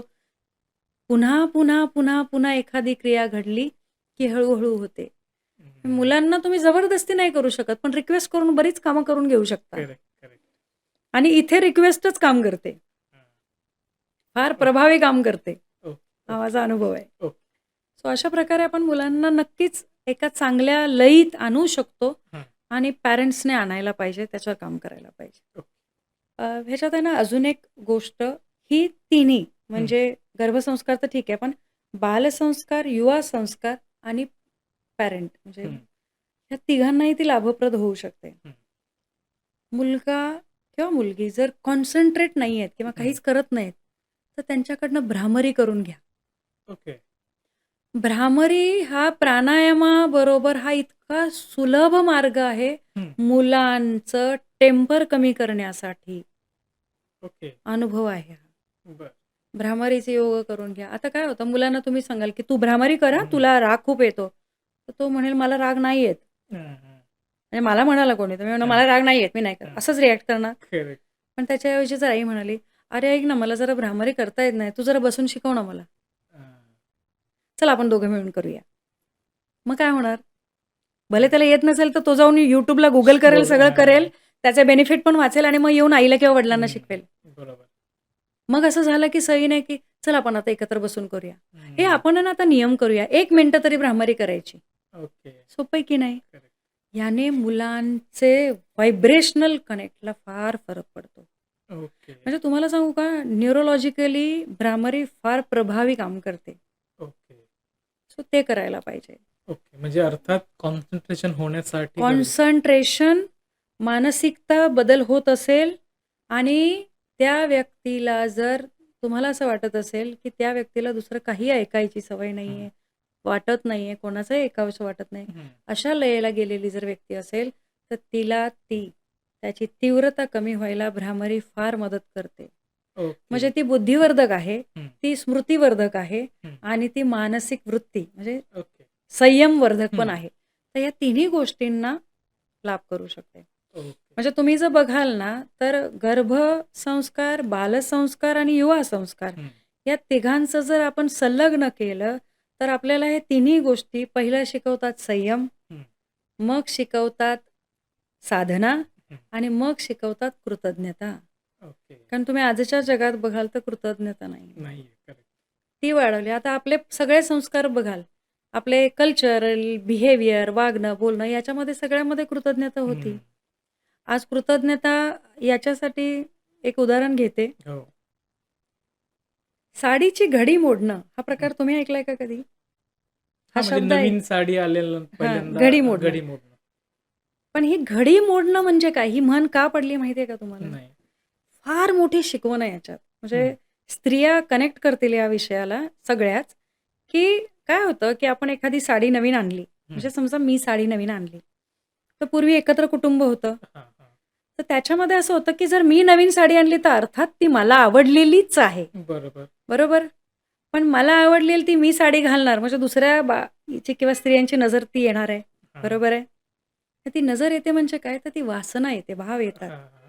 म्हणून पूर्वी अशी पद्धत होती, की आपण नवीन साडी आणली, हं. की नंदेला किंवा बहिणीला किंवा आत्याला किंवा हं. कोणाला हं. घडी मोडायला द्यायची, की ताई तुम्ही पहिली घडी मोडा आणि मग मला द्या. ओके. म्हणजे काय, की ती तुम्ही घाला. म्हणजे काय होणार? आता समजा एखाद्याला आवडली आणि हं. बघा स्त्रियांना तो सिक्स सेन्स फार असतो. हां. ते कळतं कोणाला आवडली, कोणाला नाही हां. आवडली. मग ते म्हणणार, की ठीक आहे मग तुम्ही घाला. हं. मग ती नवीन साडी ती घालणार म्हणजे ती हं. नेसणार. हं. मग त्या साडी नेसताना काय म्हणणार? माझ्याबद्दल काय पास करणार? की "वॉव! शुभांगी किती चांगलं. मोठ्या मनाची आहे. तिने मला हं. नवीन साडी घालायला दिली." मी माझं काय केलं? मी माझा ऑरा हील हां, केला. हील केलं. पण तेच मी घातली असती तर? हं. बघ ना, म्हणजे पुन्हा गॉसिप. आलं ते? हां. इथे किती मोठी कृतज्ञता आहे बघा, की मला हा कॉन्फिडन्स आहे, की तू ती साडी घाल, तू तो आनंद उपभोग आणि ती साडी नेसून झाल्यानंतर ती साडी मला दे, मग मी नेसेन. हं. म्हणजे मला मान्य आहे तू नेसलेली. आज शेअरिंग इज केअरिंग आहे का? करेक्ट नाहीये. या या म्हणीमध्ये किंवा या कृतीमध्ये शेअरिंग इज केअरिंग किती मोठा भाव हं. आपल्या ऋषीमुनींनी किंवा आपल्या पूर्वजांनी शिकवलाय. बरोबर. आज आपण आपल्या मुलांना शेअरिंग इज केअरिंग शिकवत नाही. ते कसं कृतज्ञता येणारच नाहीये. नाही. बरोबर. थँक्स गिव्हिंगच नाहीये. हं. आणि हे थँक्स गिव्हिंग छोट्या-छोट्या गोष्टीतून तुम्ही डेव्हलप करू शकता. मग हे जेव्हा तो आईला देताना बघेल, आईला करताना बघेल, फार मोठं करेज लागतं हो. बाईला साडी देणं बरोबर. म्हणजे. हो, हो, हो. त्याच्याचसाठी साडीची घडी मोडायला देणं हे म्हटलंय. हां. कारण आम्ही फार कनेक्टेड असतो छोट्या-छोट्या गोष्टीची आणि त्यातल्या बरोबर. त्यात साडी किंवा ड्रेस असेल तर हां. अलभ्य लाभ असतो. करेक्ट. मग इथेच आम्ही आमचं इगो पहिला खाली आणतो, हं. की नाही हं. असू दे. तुम्ही नेसलाय ना पहिलं छान. ओके. ही गोष्ट जर तुम्ही तुमच्या मुलांसमोर तुमच्याकडनं घडली, हं. तर आपसूक मुलांमध्ये जाणार, की हो माझा शर्ट पण दादाला द्यायचा आहे हं. किंवा माझा शर्ट किंवा माझा ड्रेस माझ्या बहिणीला द्यायचा आहे किंवा कोणाला तरी शेअर करायला द्यायचा आहे. हां, हां, हां, हां. Connections correct. आणि हे फार मिसिंग आहे आजच्या पिढीमध्ये. ते जर डेव्हलप झालं ना, तर मुलं आपसूक शेअर करायला शिकतील. म्हणजे माझं मलाच हां, हां. ही भावना कुठेतरी ब्रेक झाली पाहिजे. करेक्ट. आजकाल 2 मुलं असतील तर की हे तुला, ते तुला. हां. एकच आणायची. हां, तुझं खेळून झालं की हे किंवा तुम्ही दोघांनी एकत्र खेळा. हां. आपसूक शेअरिंगची भावना डेव्हलप होते आणि बरोबर. ही भावना ह्या युवा पिढीमध्ये पण तुम्ही तुमच्या या छोट्या-छोट्या कृतीतून डेव्हलप केली, की ऑटोमॅटिकली ते ग्राउंडेड राहायला मदत होते. कारण युवा व्हर्जन ग्राउंडेड राहिलं, हं. तर एक चांगलं राष्ट्र बनवायला मदत होऊ शकेल, करेक्ट. असं मला वाटतं. म्हणजे ह्याच्यात आहे ना, मी तुम्हाला खरं सांगू का, मला जाता-जाता एक वाक्य सांगावंसं वाटतंय. यत् पिंडे तत ब्रह्मांडे. हं. जे पिंडामध्ये तुम्ही जे स्थापन करताय, ते हळू-हळू जाऊन ब्रह्मांडाला त्याची ऊर्जा मिळणार आहे. करेक्ट. सो हे तिथे मला असं वाटतं, की ह्या तिन्ही गोष्टींना हे धरून वाक्य असेल, की मातेचा प्रभाव गर्भावर, बाल्यावस्थेवर, यौन अवस्थेवर आणि पुढे जाऊन मोठ्या म्हणजे किंवा प्रौढ अवस्थेवर पण होत असतो. So okay. तिथे माता, घरातल्या व्यक्तिमत्व, स्त्रीतत्व, पुरुषतत्व असा प्रत्येकाचा प्रभाव कॉमनली पडत असतो. ओके. त्याच्यामुळे सगळ्यांनी याचा लाभ घेऊन करायला पाहिजे असं मला वाटतं. नक्कीच, नक्कीच. मला वाटतं ज्या लोकांनी आत्तापर्यंत एपिसोड बघितलाय, ते नक्कीच मॅडमने ज्या छोट्या-छोट्या गोष्टी सांगितल्यात, पण त्या प्रभावी आहेत. त्याचा नक्कीच तुम्ही उपभोग कराल असं मला वाटतं आणि तुमच्या पाल्याच्या बाबतीत त्या गोष्टी जर तुम्ही वापरल्यात, तर नक्कीच एक चांगला मुलगा, मुलगी किंवा एक चांगला नागरिक तुम्ही घडवू शकाल, अशी मला तरी खात्री वाटते. कारण की ह्याच्यातल्या ज्या काही गोष्टी मॅडमने सांगितल्यात, त्या मीही आजपासूनच माझ्या घरात अवलंबणार आहे किंवा वापरणार आहे कारण मलाही मुलगी आहे. सो मला असं वाटतं, की खूप सुंदर मॅडम तुम्ही सगळं सांगितलंय. थँक पण यू. बराच वेळ झाला आपण आता बोलतोय. तुर्तास आपण रजा घेऊयात. परत नक्कीच. आपण नक्कीच परत एकदा भेटणार आहोत. तुम्ही तुमचा अमूल्य वेळ दिला त्याबद्दल तुमचे खूप खूप आभार. जाता-जाता एवढंच म्हणेल, यथा माता तथा बाल. ओके. त्याप्रमाणे सगळ्यांना या पॉडकास्टच्या माध्यमातून भरपूर काही मिळो, अशी मी आशा करते आणि त्यातून सगळ्यांचं कल्याण हो, हीच माझी इच्छा. नक्कीच. धन्यवाद. नक्कीच, नक्कीच. तुम्हाला जर तुमच्या घरात तुमच्या मुलासाठी काउन्सिलिंग करायचं असेल किंवा तुम्ही नवरा-बायको असाल आणि तुम्हाला तुमच्यासाठी काउन्सिलिंग करायचं असेल, मॅरेज काउन्सिलिंग असेल, कुठल्याही प्रकारचं काउन्सिलिंग करायचं असेल, तर आत्ता स्क्रीनवरती मॅडमचा नंबर दिसतोय. तुम्ही त्यांना कॉन्टॅक्ट करू शकता, WhatsAppला मेसेज करू शकता आणि तुमची अपॉइंटमेंट बुक करू शकता. सो भेटूयात आता पुढच्या एपिसोडमध्ये एका नवीन विषयासह. नमस्कार.